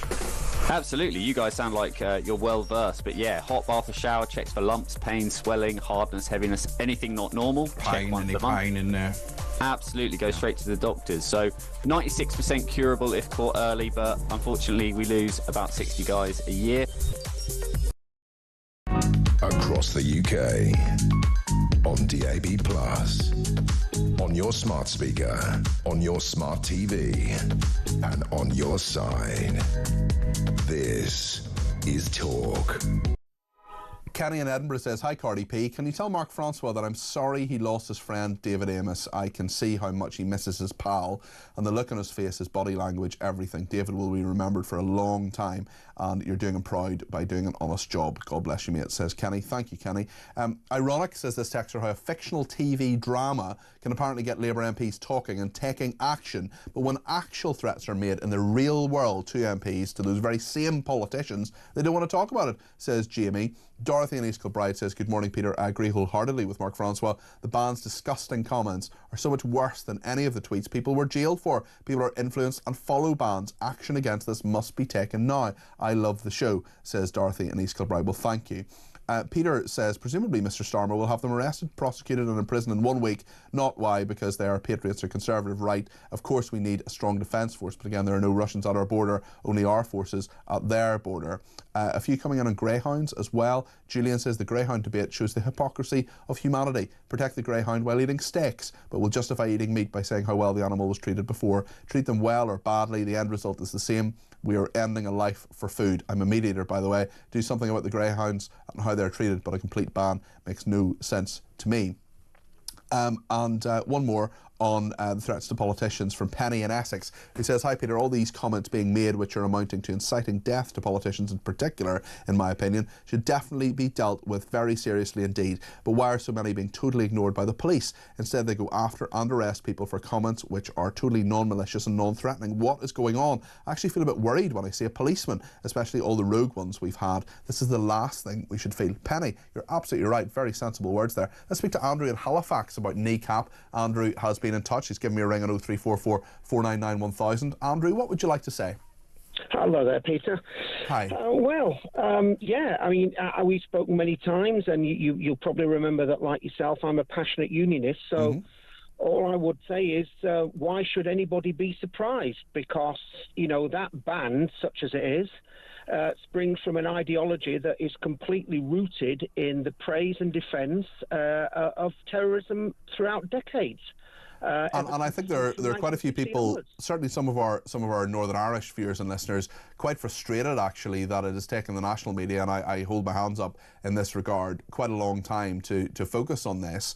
But because they have said up the Ra, for example, which is praising the IRA terrorists, of course, we've sort of, well, not ignored it, but it hasn't been as big a story. Now they're threatening every MP by saying, by encouraging anyway their concert goers to kill your local MP. The only good Tory is a dead Tory, as Kneecap have said. I mean, it's just absolutely disgraceful, Andrew. Do you agree with Mark Francois that there should be, that Glastonbury should drop them and that Yvette Cooper should do something about it as Home Secretary? I do, but I would also say that, you know, the Irish Republican exceptionalism and its praise for terrorist violence has been given a pass for far too long. You quite rightly call out many times the praise of Hamas terrorists on these pro-Palestinian marches. But so many people say, well, you know, it's Ireland, it's Northern Ireland, it's different, it's a crack. No, it isn't a crack. It's the praise.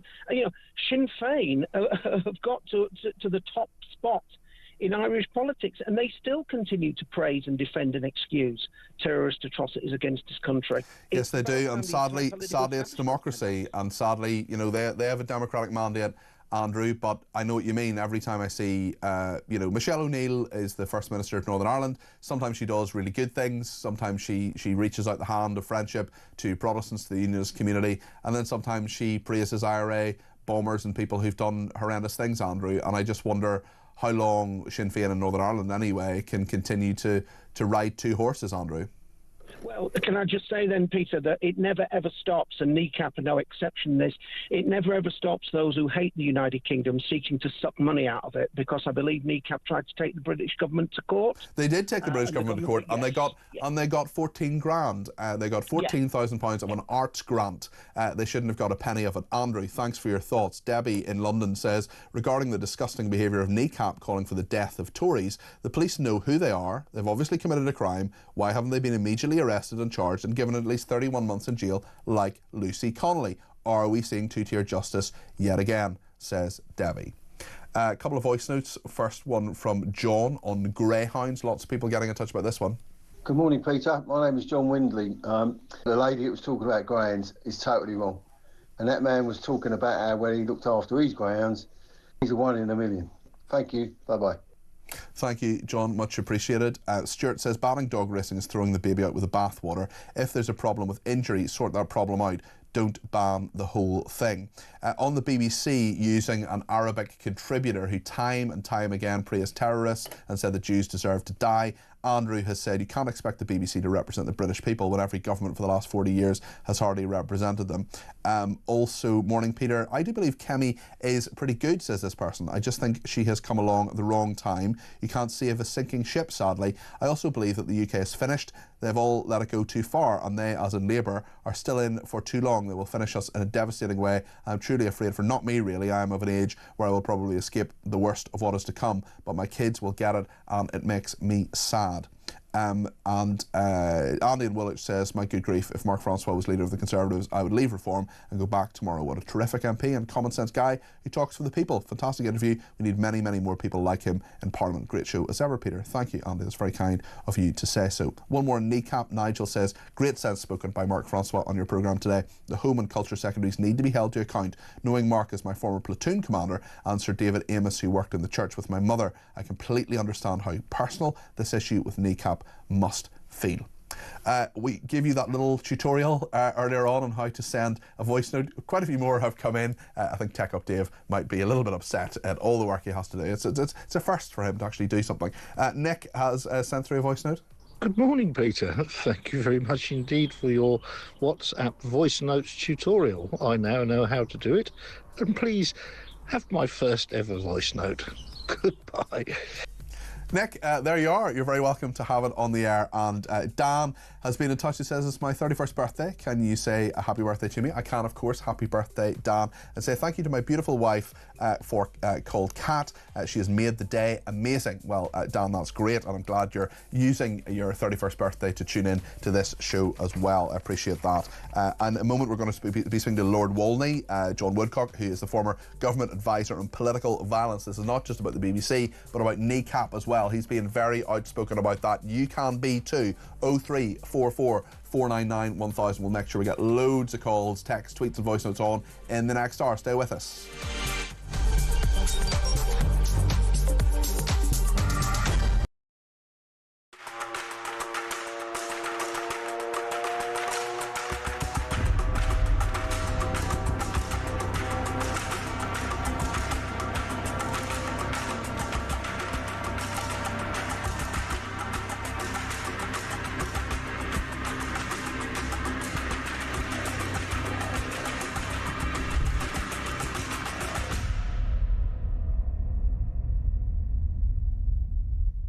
You said you don't like Polish people and you don't trust them. That's not what I said. Yes, that's what you said. No. You must have misheard me. I like Polish people a lot. Christ me, I never heard of this from you. I've heard this on the radio. Okay. Well, I'll tell you what. You want to have a listen? Have a listen to what I said. Okay. Listen to this. Yes. I don't like Poles. I wasn't talking about Polish people. Yes. I was talking about polls. You know, when you do a poll to find out what people think. You know, like they say 55% of people vote Remain, 45% vote Leave. That's a poll. I wasn't talking about... but later on you said you don't trust them, so you don't... I don't trust them. No, that's true. I don't trust polls, and I don't like polls because I don't trust them. But that's not Polish people. No, that's what I thought. That's what I pick up. Oh, I'm terribly sorry. Listen, well, I would never say anything like that. No, so in this case, I never learned English. No, listen, it's fine. It's absolutely fine. I'm very glad you called in because I wouldn't want you walking around thinking that Mike Graham is a horrible bigot. He doesn't like Polish people. No, I was thinking, what the hell? What's going on here? Actually, I'm actually back and explain a few things.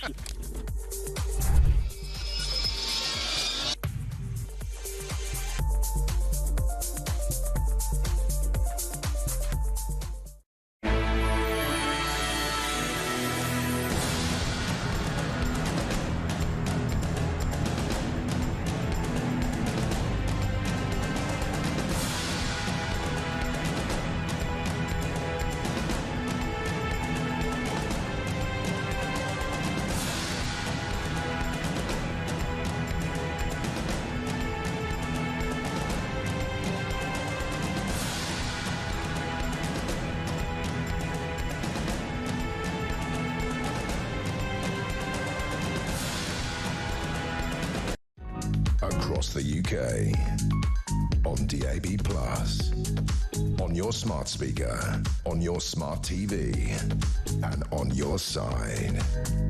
This is Talk.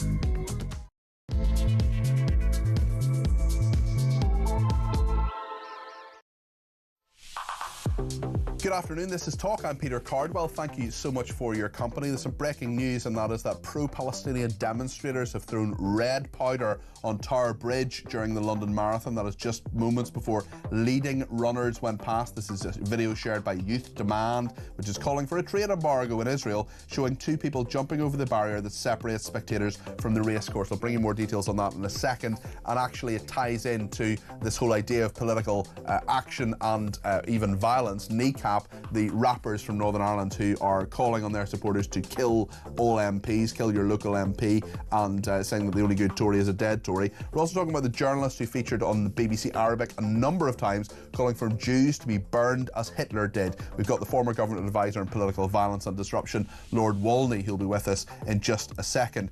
Also an interesting story later this hour. Live in the studio we'll have Dr. Tej Samani. He's the chief executive and founder of Performance Learning. One of the friends of the show is, of course, Caroline Wheeler, who's the political editor of the Sunday Times. Her son was doing really badly in his exams. Then Tej came in, sorted it all out, and has come up with this really innovative new idea to get your kids studying well for their exams, and it's something very, very different, especially as those exams come up in the next couple of months. So Tej will be with us in the studio. Caroline and her son Luke will join us. Lots of people want to get in on Kneecap, on what Mark Francois was saying about his friend Sir David Amess on political violence. Let us know your thoughts. 0344 499 1000 is the number to call. You can text me 87222 with the word talk in your text. You can tweet me at talkTV, follow me at Peter Cardwell. Remember, the main number does three things. You can send me a voice note, because now you know how, on 0344 499 1000. You can send me a WhatsApp text message using the same number, or you can give me a call on that number as well. Get your voice on the air between now and 1 o'clock. Thank you to Jason in the Lake District, who says you showing how to leave a voice note is radio gold. I think it perhaps works slightly better if you're watching, but anyway, people now know how to do it, which is great, and we'll get some of those voice notes on the air as well as your calls, texts and tweets. Stay with us between now and 1 here on Talk. Well, let me just give you the breaking news again. This is pro-Palestinian demonstrators throwing red powder on Tower Bridge during the London Marathon. That's not far from where we are. We're at London Bridge, and Tower Bridge is the next bridge along, so not far from these studios. Just moments before leading runners went past. This is during the London Marathon, of course, happening today. A video shared by Youth Demand, which is calling for a trade embargo on Israel, shows two people jumping over the barrier that separates spectators from the racecourse. The pair, wearing T-shirts that read Youth Demand, Stop Arming Israel, are then seen standing in the middle of the road on the bridge. They throw red powder in the air as an official marathon car goes past, showing the race time.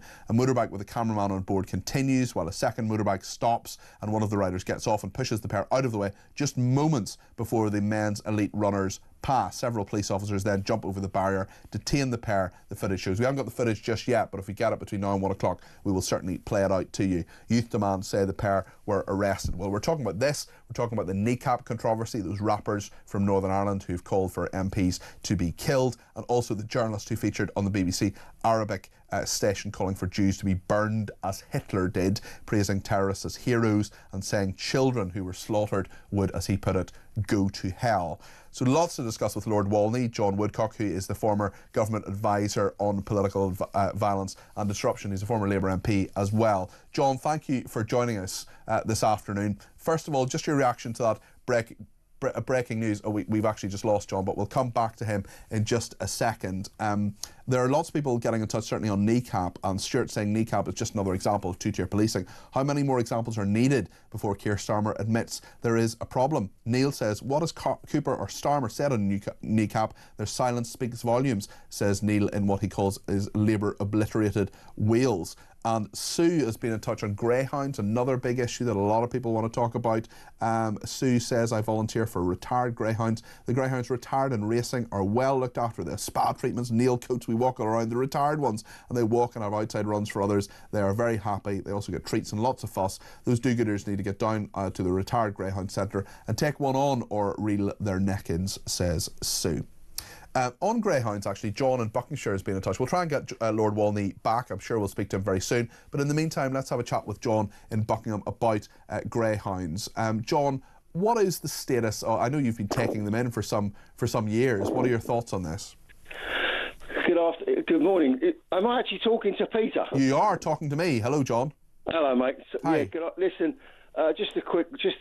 I was amazed with that lady you had on this morning talking about greyhound racing. I mean, it's just bonkers what she's saying. But anyway, why is it bonkers? Why is what is it? Maybe that's Clara Muldoon you're talking about. What did you think that she was saying that was wrong? Well, her whole attitude. I mean, I've been taking greyhounds in for well over 10 years. We get them from, I won't say where because it doesn't matter, but some of the greyhounds we've had, they do things like cut their ears off, because they've got tattoo numbers. So if you cut their ears off, you can't trace them. Right, goodness. And honestly, Peter, some of the dogs that I've had, it's just amazing. But what we do is we get them insured. And we've got a good vet near where we live, and they give us a discount, and we just do what we can for them. And then obviously when they go, we get.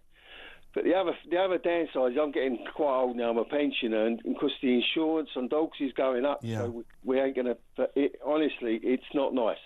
Do you know what, John? I wouldn't do it. Just hold that thought, John, because I'd love to have a slightly longer conversation with you in about 10 minutes. Can we do that? I just need to talk to this guest, Lord Walney, now, because we've got back on the line. But if we give you a ring back in about 10 minutes, can we have a longer conversation about this?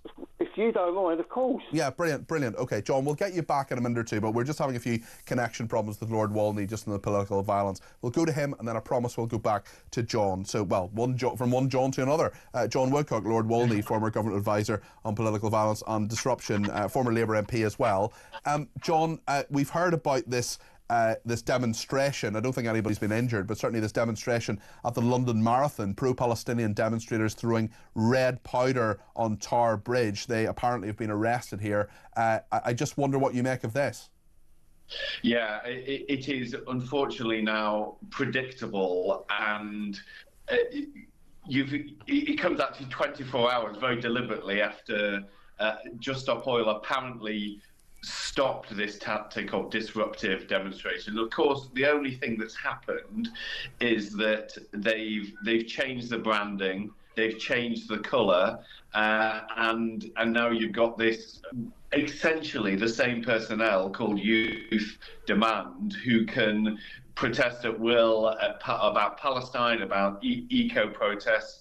It's really important that the stronger laws that we have in place now to stop disruptive protests are applied fully by the police, and also the organisations which make it their business to break the law to try to invoke change are restricted from doing so. They shouldn't be allowed to fundraise, they shouldn't be allowed to use social media. I think that the overwhelming majority of the public would like to see this being stopped rather than the public and big sporting events being able to be held to ransom like they are at the moment.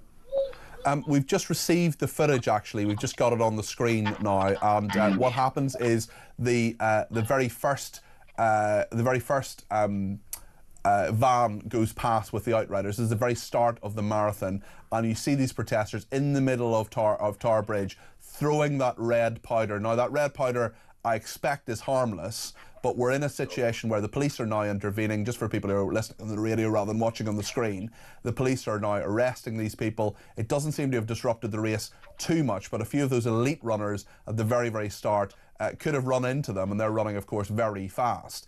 And these Youth Demand people throwing this powder up, it doesn't seem to be necessarily something which is in any way doing much harm, but certainly when we saw in Parliament when Tony Blair had the purple powder thrown on him, for example, I mean, there's no guarantee that what those people are doing or protesting isn't harmful in some way. They're making a lot of fuss. They're disrupting the race a little bit. But what powers are actually there, John, different from other powers that would be there? What's new in this in terms of what the authorities can actually do to these two protesters?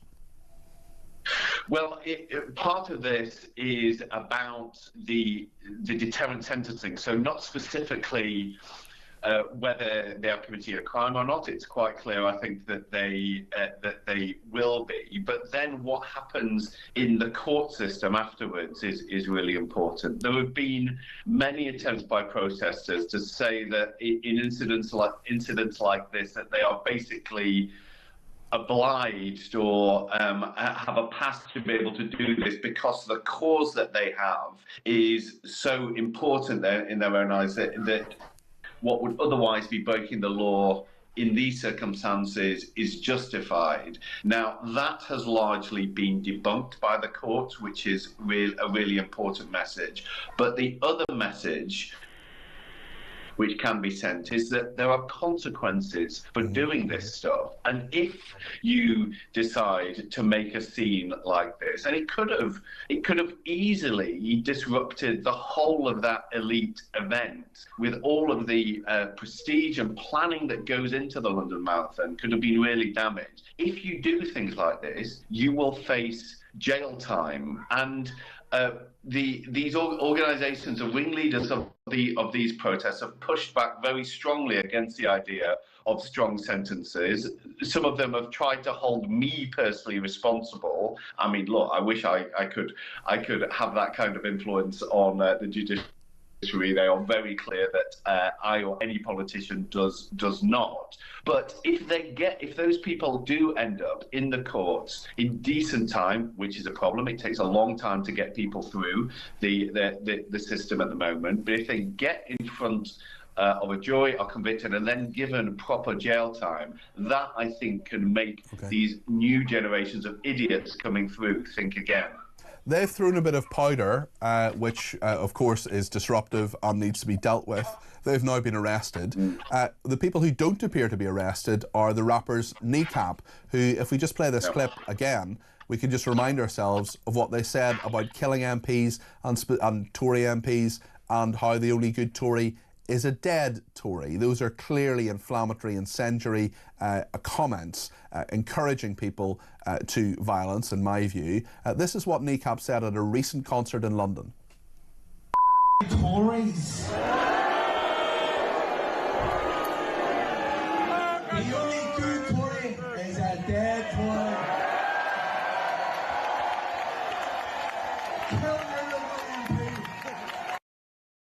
Kill your local MP. So clearly against the Conservatives, but also all MPs there. We've been speaking to Mark Francois a little bit earlier on. He was, as you'll know, John, Sir David Amess's best friend in Parliament, who paid a great tribute to his friend. What goes through your mind as a legislator still, as a member of the House of Lords, former MP, when you hear those comments from those rappers, and what do you think should happen? It's repugnant. It makes me very angry that people feel that they can show that kind of bravado as part of an act. And there is, you see sometimes around the commentary around this, a suggestion that, oh, you know, they're just kids, they're trying to get attention, we should ignore them and not give them publicity. I think that is completely wrong when a line is crossed like that. Because, you know, as you heard from Mark Francois, who lost his friend Sir David Amess, we also lost my friend Jo Cox to an extremist who assassinated her.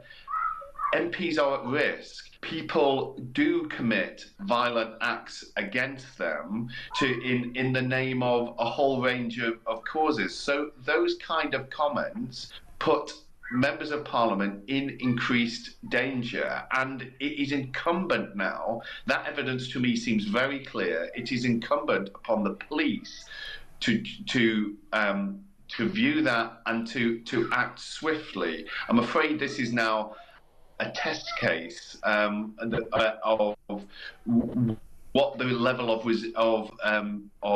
commitment from police forces to act against incitement of this kind, and I really do hope that the police act quickly. What about the government? Mark Francois has called on Yvette Cooper to make a statement to MPs tomorrow on this. Should she do that? Maybe. Look, the Home Secretary ministers are, you know, understandably like to keep a distance between operational police matters and themselves, because, you know, in a way it's easier for me without direct government responsibility for the police to say what I think should happen. The lines can seem to become blurred when a policing minister says this person should be arrested but in terms of a threat has been made to MPs, so that is look, I think that the government and the House authorities acting to communicate with MPs about what has happened, about reminding them of the protective measures that are in place, that what they should do if they experience threats. I think that would certainly be appropriate. Okay. But we've also, remember, got this situation where at the moment Kneecap have been apparently cancelled from a number of venues in America, the States. But they are due to play at the Transmit Festival in Glasgow in July in Scotland. That absolutely should not happen. And Glastonbury, John. And Glastonbury, of course. If the festival organisers don't now wake up to the fact that they've got people who are committing acts of criminal incitement and cancel them, then yes, absolutely, I think there's a case for the government to intervene on that. Okay. Just finally, John, the journalist who featured on BBC Arabic calling for Jews to be burned as Hitler did, boasting children slaughtered by terrorists he called heroes would go to hell. I mean, why hasn't the BBC learned about these people? Why do they keep featuring them on their output? If it had been a foreign news channel that was promoting someone who would apparently espouse these kind of appalling, views that would clearly break the law in the UK, then there would be serious calls for that channel to be barred from broadcasting in the UK. So the BBC has got to uphold the highest standards, and I'm afraid there have been many instances now of the BBC falling short of that, and particularly BBC Arabic, where content can go out, not be seen by UK audience, or be transmitted in different languages, where those safeguards are not being applied. So the BBC must show that it's taking this as seriously as the rest of the country would do. So far, all I've seen for them saying as a holding statement is, "Oh, we weren't aware of these social media." Well, make yourself aware. Do the kind of research. We don't put anybody on the air without at least doing a Google of them, for goodness sake. And if you'd done a Google of this guy, you would have worked it out. John, listen, thank you very much for your time this morning. That's John Woodcock there, Lord Wolney, who is the former government advisor on political violence and disruption. He's a former Labour MP as well. Lots of thoughts coming into this building on this, and as promised, we will go back to John on the Greyhound racing as well. Stay with us here on Talk.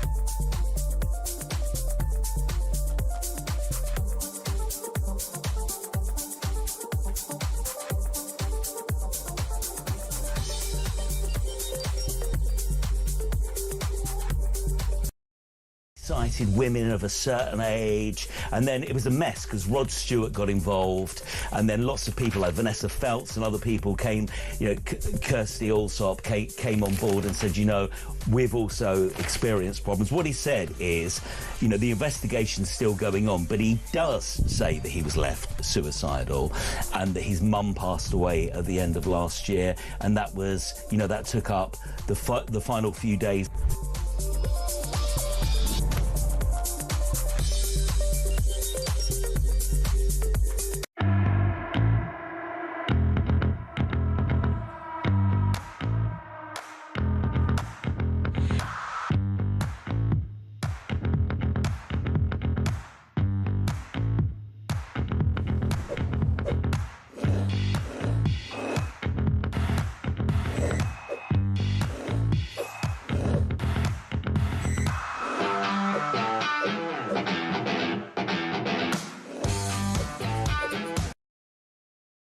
Across the UK, on DAB+, on your smart speaker, on your smart TV, and on your side.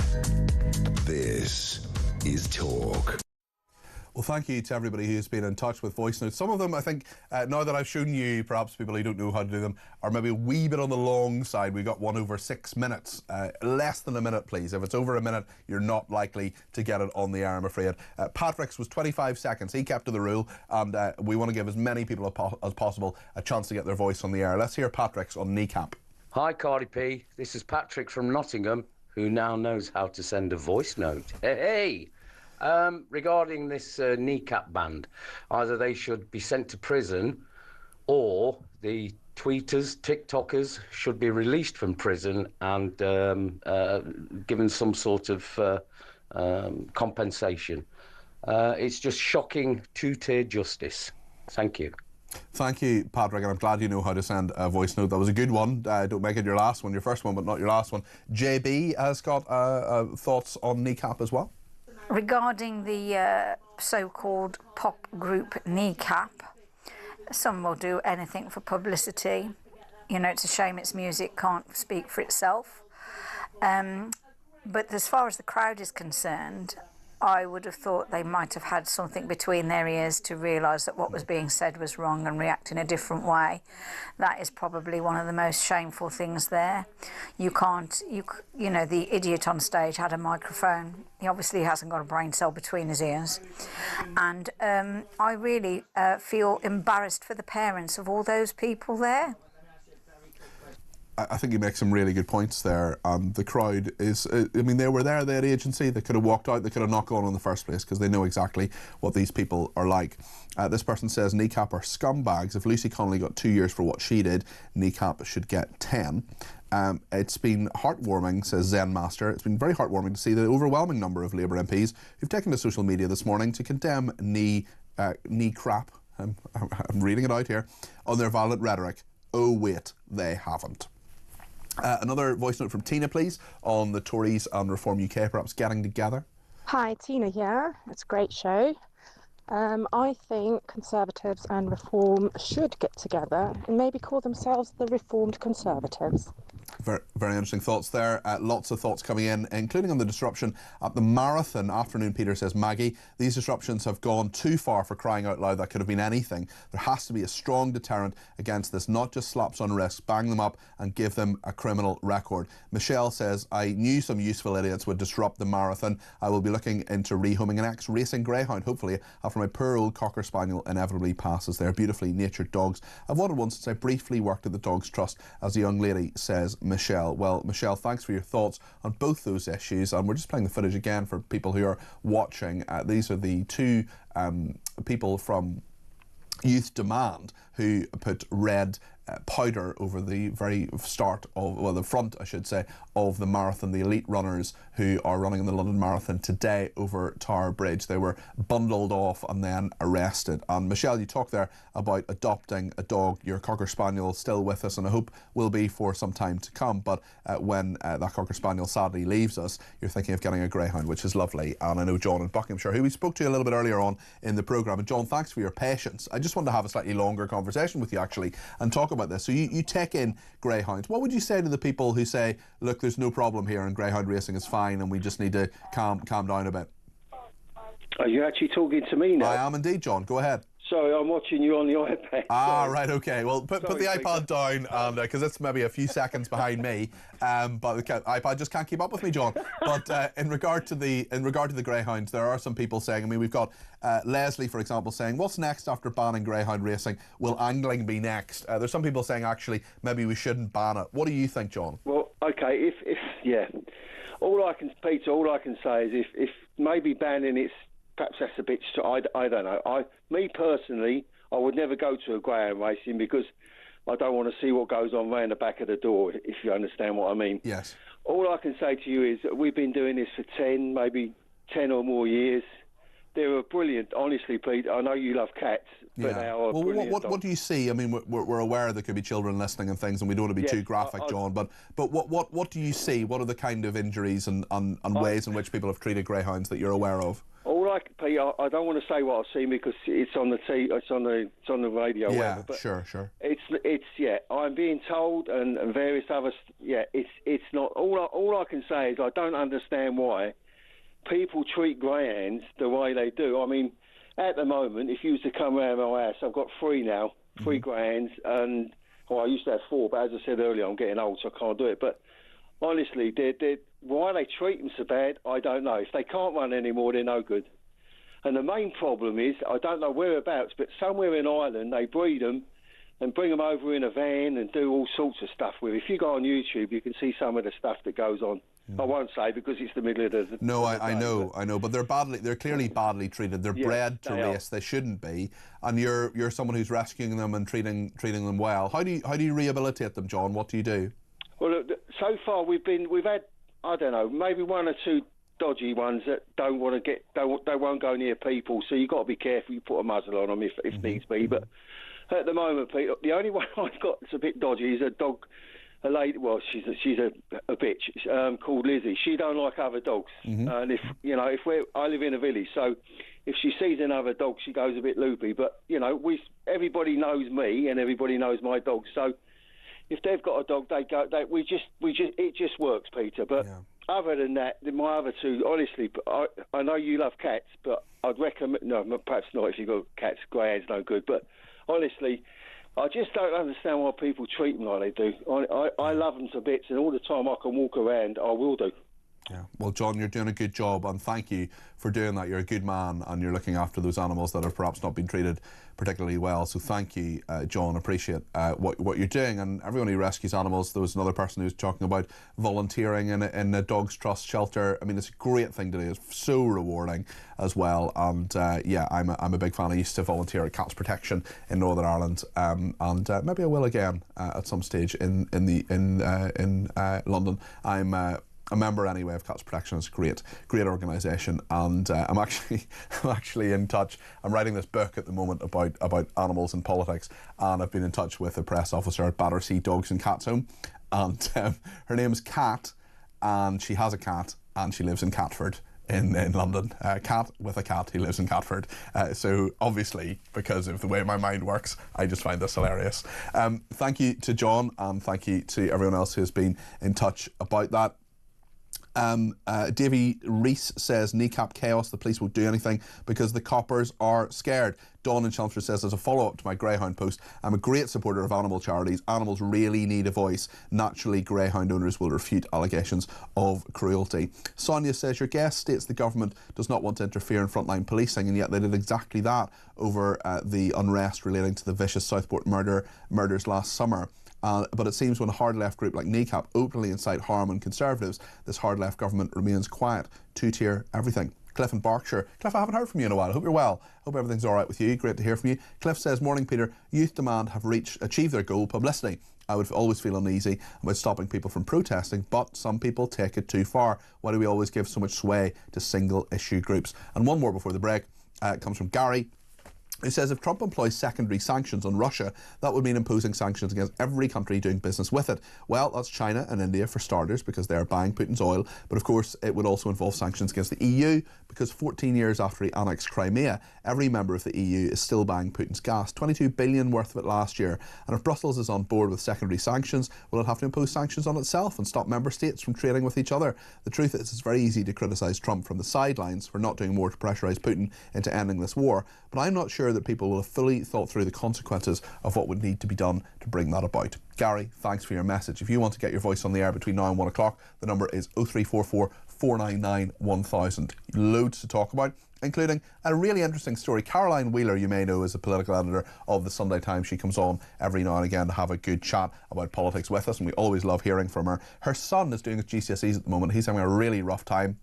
She got pretty desperate because he had no interest really in his studies, and took on a founder of an organisation called Performance Learning. We're going to hear all about that, especially as, you know, your kids, your grandkids might well be going into GCSEs or A-levels or other exams in the next couple of months. This exam season is coming up, and Caroline Wheeler and her son Luke Malley are going to be with us in a second, as is Dr. Tej Samani, who is the Chief Executive and founder of Performance Learning. We're all going to learn something in a minute or two. Stay with us here on Talk.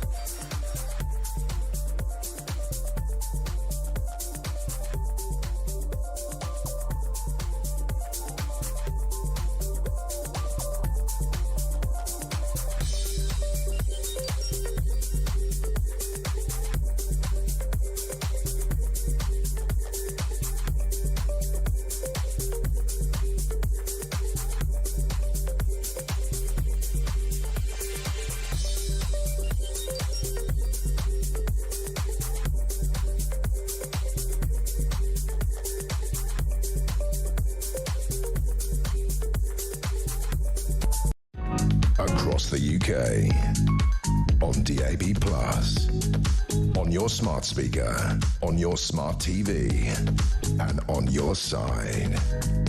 This is Talk. Well, thanks everybody for getting in touch. We will take loads more calls, texts, tweets and voice notes between now and 1 o'clock. But first of all, now, I want to talk about, it was fairly late last night actually, Caroline Wheeler got in touch with me. There's a great article in the Sunday Times today. Caroline is the political editor of the Sunday Times, and the article, I've read it, it's great. My son had given up on his GCSEs, then he met the exam guru. Well, the exam guru is here in the studio, Dr. Tej Samani. Hi, Tej. How are you doing? He's the Chief Executive and founder of Performance Learning. And down the line, we have Caroline Wheeler and her son Luke Malley. Caroline is the political editor of the Sunday Times. Luke is, of course, a schoolboy. So thank you both for joining us.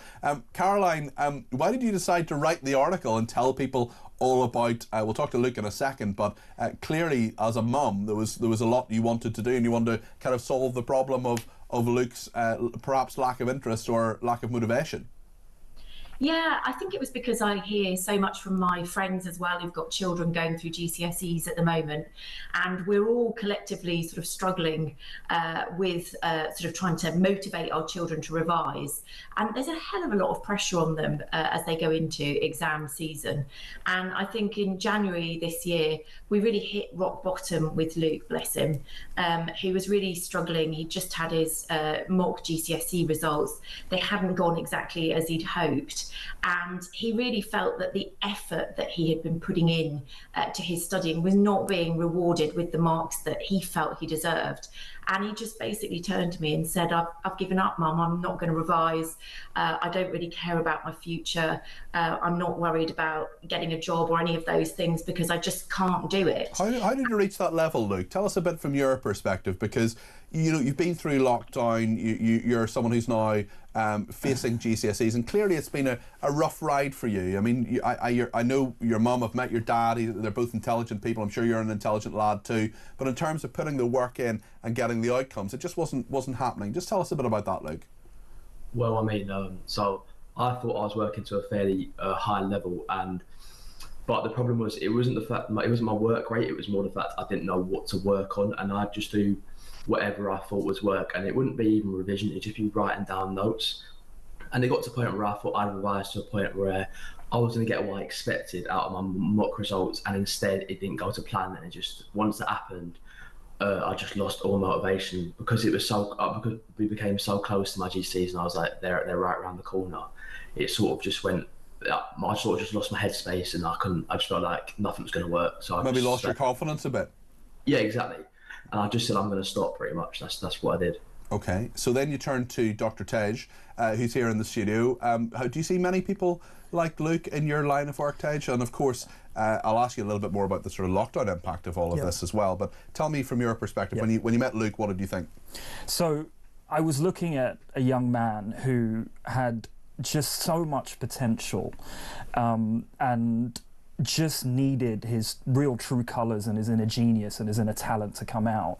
But equally, like so many young people that I come across, was just facing so much overwhelm with school, so much anxiety, so much, I'd say, lost hope with just the volume of information they have to get through in such a short space of time, right? You remember when you were in school, it was like you're sitting there and you're just going, how am I going to get all this information, one, in my head, do all of my homework at the same time, sit my exams, and then have something called a life at the end of it, and factor in food and sleep. And alongside all of that, because, again, it just, you could see within about 8 seconds of talking to Luke, the motivation, the dedication, the hunger, the desire to just want to really win and do well in school was there. And it's just, for me, and I see this time and time again in so many pupils, it's we tend to think it's a motivation problem or a behavioural problem or an engagement problem, when in reality it's a skill set problem. And by it's study skills, isn't it? It's a skill, right? Yeah. And you can sit in school all day long being taught what to learn, but if no one's really sort of guiding you or coaching you on how to learn, then really I've found through all of my work over the last sort of 12, 14 years now, that it then ends up leading into what I call an academic mental health problem. So what are your top tips then for, not just for Luke, but for people who might be watching or listening, you think, do you know what, my kid, my grandkid, or maybe even a young person themselves thinking, I've got exams coming up, I've got all this stuff to do.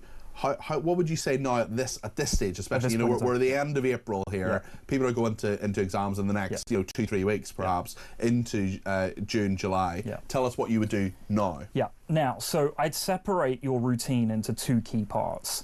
What I refer to is your intellectual readiness to learn, your skill set, right? So I break that down into 7 core steps. Let's really get organized. Let's get structured. Let's really focus on your ability to retain and recall information, because ultimately that's going to be the crux of it. You're sitting in the exam, you open up the paper, and it's that moment where you blank out. Whereas if at this point in time you can just hammer the retention, the recollection, the application skills, and then the 7th one is the analysis skills, then you're going to be able to get to a point where, irrespective of, it's like a good athlete, they can get nervous, but you can't tell, they're still performing really well. So really focus on the skill set, how to learn, really focus on your retention and recollection skills. And then number 2, at this point in time, weeks out, and some exams have even started already, is really start to frame your emotional readiness and your resilience. So it's really key to start building a pre-exam routine, start building a post-exam routine, start building a during-exam routine in place. So mentally, emotionally, and behaviourally, you're almost thinking of yourself as a top athlete getting into a competition. Luke, a lot of this will have been taught to you by Dr. Tej. How does it change things for you when you're looking now, maybe some of your oral exams and things like that have started already. You're going into exam season very, very soon, Luke. How have things changed for you? Well, I feel a lot more confident within myself. My last PPEs went much better than these ones, and I can retain things so much better. And when someone asks me a question, like my mum tests me on stuff now, I know the answer, and it's it's really given me so much more hope and desire to go out and do well and keep revising. Because that was a big issue for me, was that I had no desire to revise, because I thought, what's the point? I'm not going to do well anyway. And with the way Tej has influenced me, I am now feel so much more wanting to revise, and it's just made me feel so much better about going into GCSE season. And what do you want to do, Luke? What's the ultimate ambition? Well, obviously, the ambition is just to get the grades I need to go to college, which I'm confident I'll get. But if I can do better than that, that'd be brilliant. You want to go into business ultimately, don't you? Yeah. That's his plan. Excellent. Another Alan Sugar figure, perhaps an apprentice on the way. Tej, I just wonder if I can ask you a question about lockdowns, because we know Luke has been through that, and that's clearly had an effect. You've been in this business for 12 to 14 years. You have an incredible story yourself, which I want to talk about in a second. But what specific impact of lockdown have you seen? Yeah, so I started looking at sort of pre and post lockdown data with the assessments that we do in our schools, and specifically we look at lots of different areas, but there's really two overall, is what's happening to engagement and motivation and what's happening to actual readiness to learn and skill set. And I saw a significant drop in a pupil's just skill set, being able to be ready to sit an exam, to learn their subjects, to, as I keep saying, to just manage this information overload that post-lockdown they just got hit with hard. Schools honestly were just at times life-saving for so many pupils. So the engagement, the motivation, the attitudes towards learning and just wanting to be in school actually improved quite a bit. Yeah. So I felt we were sort of looking at the wrong data and asking ourselves the wrong question. But this has been compounded going, you know, this has been sort of in the ether within the country for quite a long time around how do we prepare pupils you come out of primary school in year 6, how do we then prepare them in what I call this sort of lost genius sort of transition time between year 7, 8 and 9, which is how to deal with information. Just briefly, tell us your own story, because you were a very reluctant student yourself in many ways. That's a really kind way of just putting completely engaged and just did not want to attend. No, I had a really difficult time in school. I was that kid in class who just didn't get it, started off in middle sets and within the blink of an eye was in the bottom set for everything, detention after detention. And for me, it really was just so overwhelmed with the amount of information I had to learn. Math was my sort of kryptonite, if you could call it that, in school.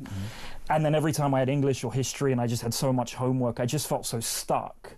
I was sitting in class not wanting to put my hand up and engage. And then before you know it, you're labelled. You have an engagement problem. You have a motivation problem, which really wasn't the case because I wanted to do well. It's like, you know, I look at Luke. And what changed? How did it change? So for me, fortunately, I then played professional tennis. So I left school, made a deal with my parents and said, look, I can see this through till I'm 16.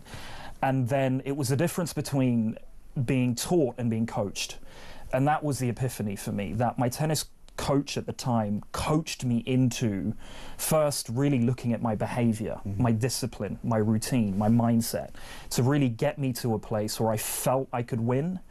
And then every single day, all we did was just train and train and train skill set. Yeah. So it's sort of the first conversation I had with Luke was focused on, look, at this point in time, we've got 4 months. Let's just equip you with the skills you need. And here's the point in all of this, that anyone, I truly have a belief that if anyone has got the desire, they can learn anything.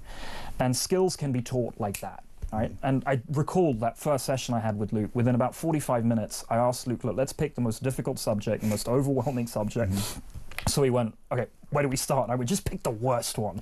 You open the book and you almost sort of close the book and run out my office. Yeah. So we looked at that, and within 20 minutes, the genius that he is was reciting everything. Right, and he actually stood up and was able to teach. Was it that quick, Luke? Were things that quick? Did it happen as quickly as all that? It might be quicker than that, in all honesty, but it was very quick. Yeah. He came away from that first meeting, literally buzzing, completely buzzing. Felt energised. Felt that he could do it. Felt that it wasn't beyond his abilities to do it. And I mean, we were amazed that it was that transformational, that first meeting started that kind of process towards that tipping point of going from somebody who really didn't want to do something, couldn't do something, to somebody that felt he could. And it was a complete mental shift. And I mean, just so he knows, because I'm telling him this, I mean, his exam starts soon. I mean, in many ways, for me, the most important thing is not the results that he gets, but actually that mindset. The thing that upset me and hurt so much was that he'd given up, that he had this kind of fatalistic view of himself, and he doesn't have that anymore. And that, for me, is all that matters. Luke, what's the subject that you've improved most in so far? I'd say science. Okay, excellent. And will you do me a favour, Luke? When you get your results in the summertime, I want you to forget about your exams once they're over. I want you to have a lovely summer. I want you to enjoy it with your friends, not think about these things. Burn your books if you want to. I did that. It was a very, very cathartic process, I must say. Will you come back with your mum in the summer, and then we'll have another chat when your results come out? Yeah, of course, yeah. Marvellous, thank you. Just one thank you to Caroline and to Luke. That's Caroline Wheeler there, political editor of the Sunday Times, and her son Luke Malley. Appreciate that. I just have one more question for Tej, Dr. Tej, who's in the studio. There will be a lot of people watching and listening to this and thinking that's all fine if you've got enough money for a tutor. What would you say to people who perhaps wouldn't be able to afford your services? Yeah, absolutely. So we've done everything we can to really be able to make this really affordable, and sort of the way we've managed to do that is sort of design a process that can almost substitute the time it takes, which often, and there's a time and place for it with sort of traditional tutoring, take months and months and months to be able to deliver an outcome like we did for Luke in hours. So sort of that cost to reward ratio when you're looking at hiring a tutor can be, look, even if I'm going to spread this over a year, I'm still not going to get the results even if I find the money. Whereas I wanted to develop something and create an approach that would prioritize skill set, and skill set can be learned in hours. So we've got, actually, I've got a seminar I'm running this Saturday called Stop the Cram, because so many pupils are cramming right now, and I'm just like, let's just stop cramming. Let's prioritize skill set over cramming. And dare I say this, you may never have to revise a day in your life. Because you can simply just start learning the skills. That's quite the while you're learning, quite the right? promise. Yeah. Dr. Tej Samani, thank you. He's the Chief Executive and founder of Performance Learning. We also heard from Caroline Wheeler, who's the political editor of the Sunday Times, and her son Luke Malley. And you can read Caroline's article. It's a really, really interesting one. It's in the Sunday Times today. You can either read that online, of course, or you can, if you've got a subscription to the Sunday Times and to the Times, or you can go out and buy the paper. Lots to discuss here on Talk. Lots of people getting in touch. 0344 499 1000 is the number to call. Maybe you could tell us your exam stories, and you can let us know. Maybe you've got kids or grandkids who are going into GCSE or A-level time as well. So it can be a stressful time. I still have the recurring dreams at this time of year, it must be said, and that's 22 years on, 23 years on. Lots to discuss here on Talk. Stay with us.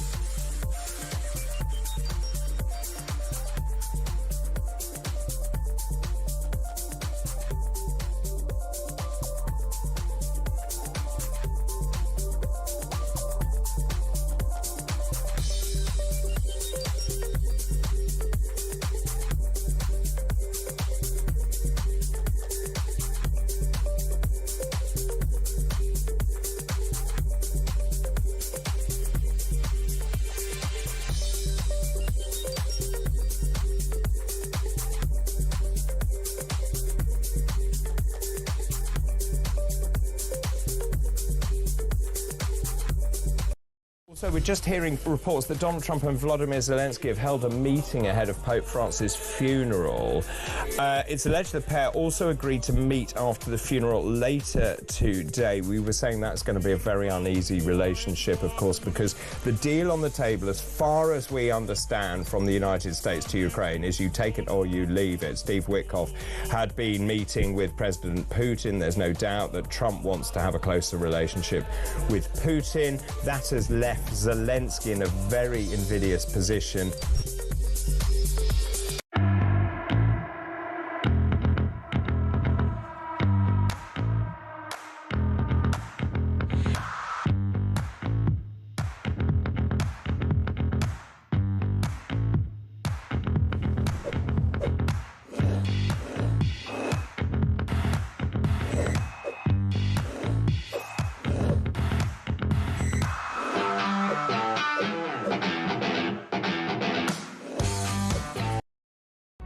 Across the UK, on DAB+, on your smart speaker, on your smart TV, and on your side. This is Talk.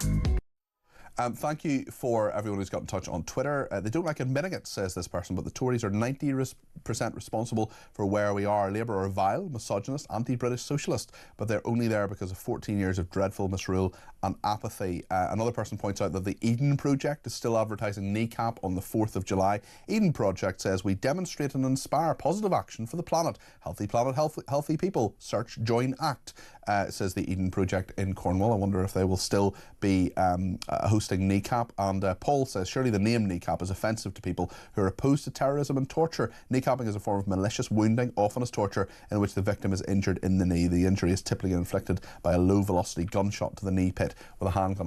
I'm afraid I know all about that, Paul, because I've interviewed people who have been kneecapped previously. It is a horrendous thing. I just want to replay a little bit of earlier on, you might have missed it, on what Mark Francois said on Kneecap. Mark Francois is the Veterans Minister. He's a Conservative MP. His best friend in Parliament was Sir David Amess, the Conservative MP. This is what Mark had to say a little bit earlier on in the programme.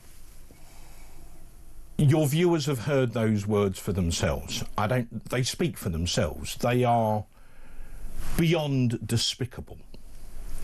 I understand that the counter-terrorist police, who have apparently investigated this ban before, are now investigating these comments.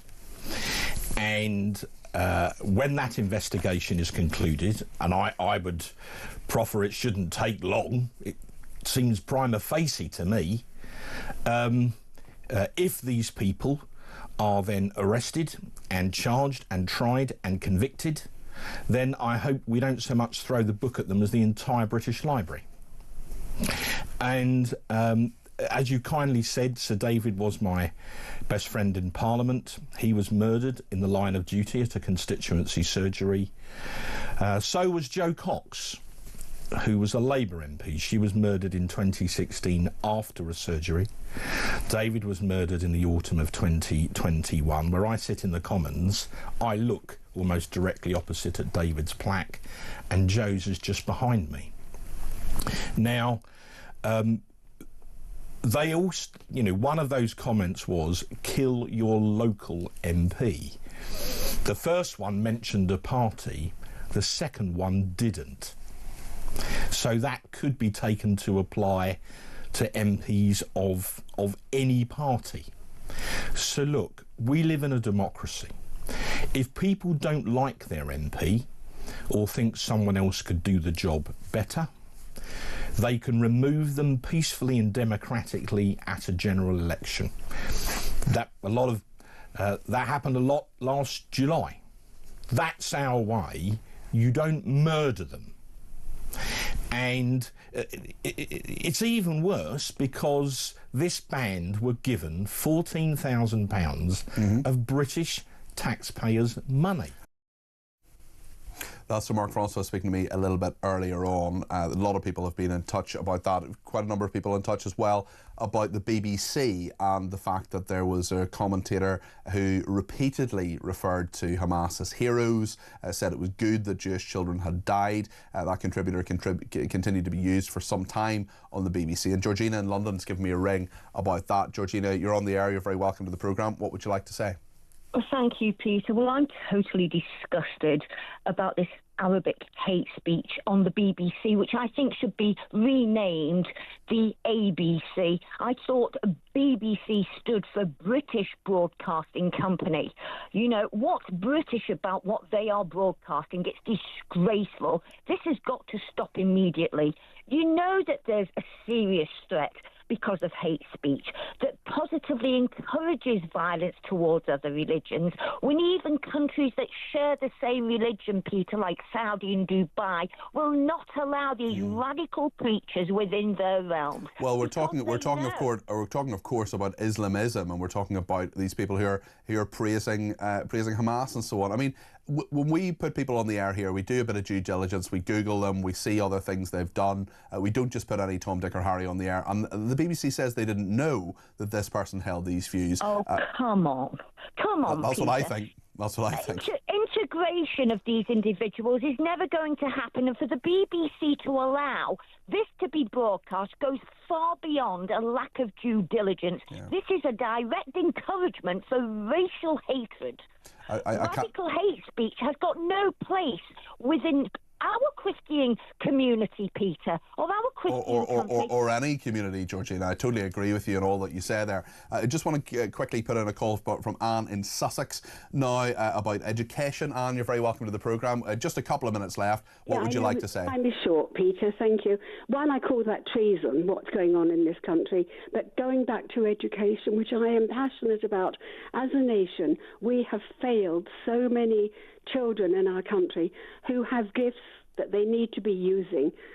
Our educational system, as I said, it fails. I've worked with homeless and various people, and they're not stupid. They just haven't used the gifts that they have. Were you inspired by what Dr. Tej was saying? Why Dr. Tej was saying there? Because he's a really interesting person who's challenging a lot of people like young Luke actually to see things in a slightly different way. Of course he is, and a lot of people have been trying to do it. I've been learning about it for years. My own son was saved by psychometric testing. Right, okay. He had no hope. He left school broken. My children all left with nothing. They've all done well, and they've been to uni since, as I have.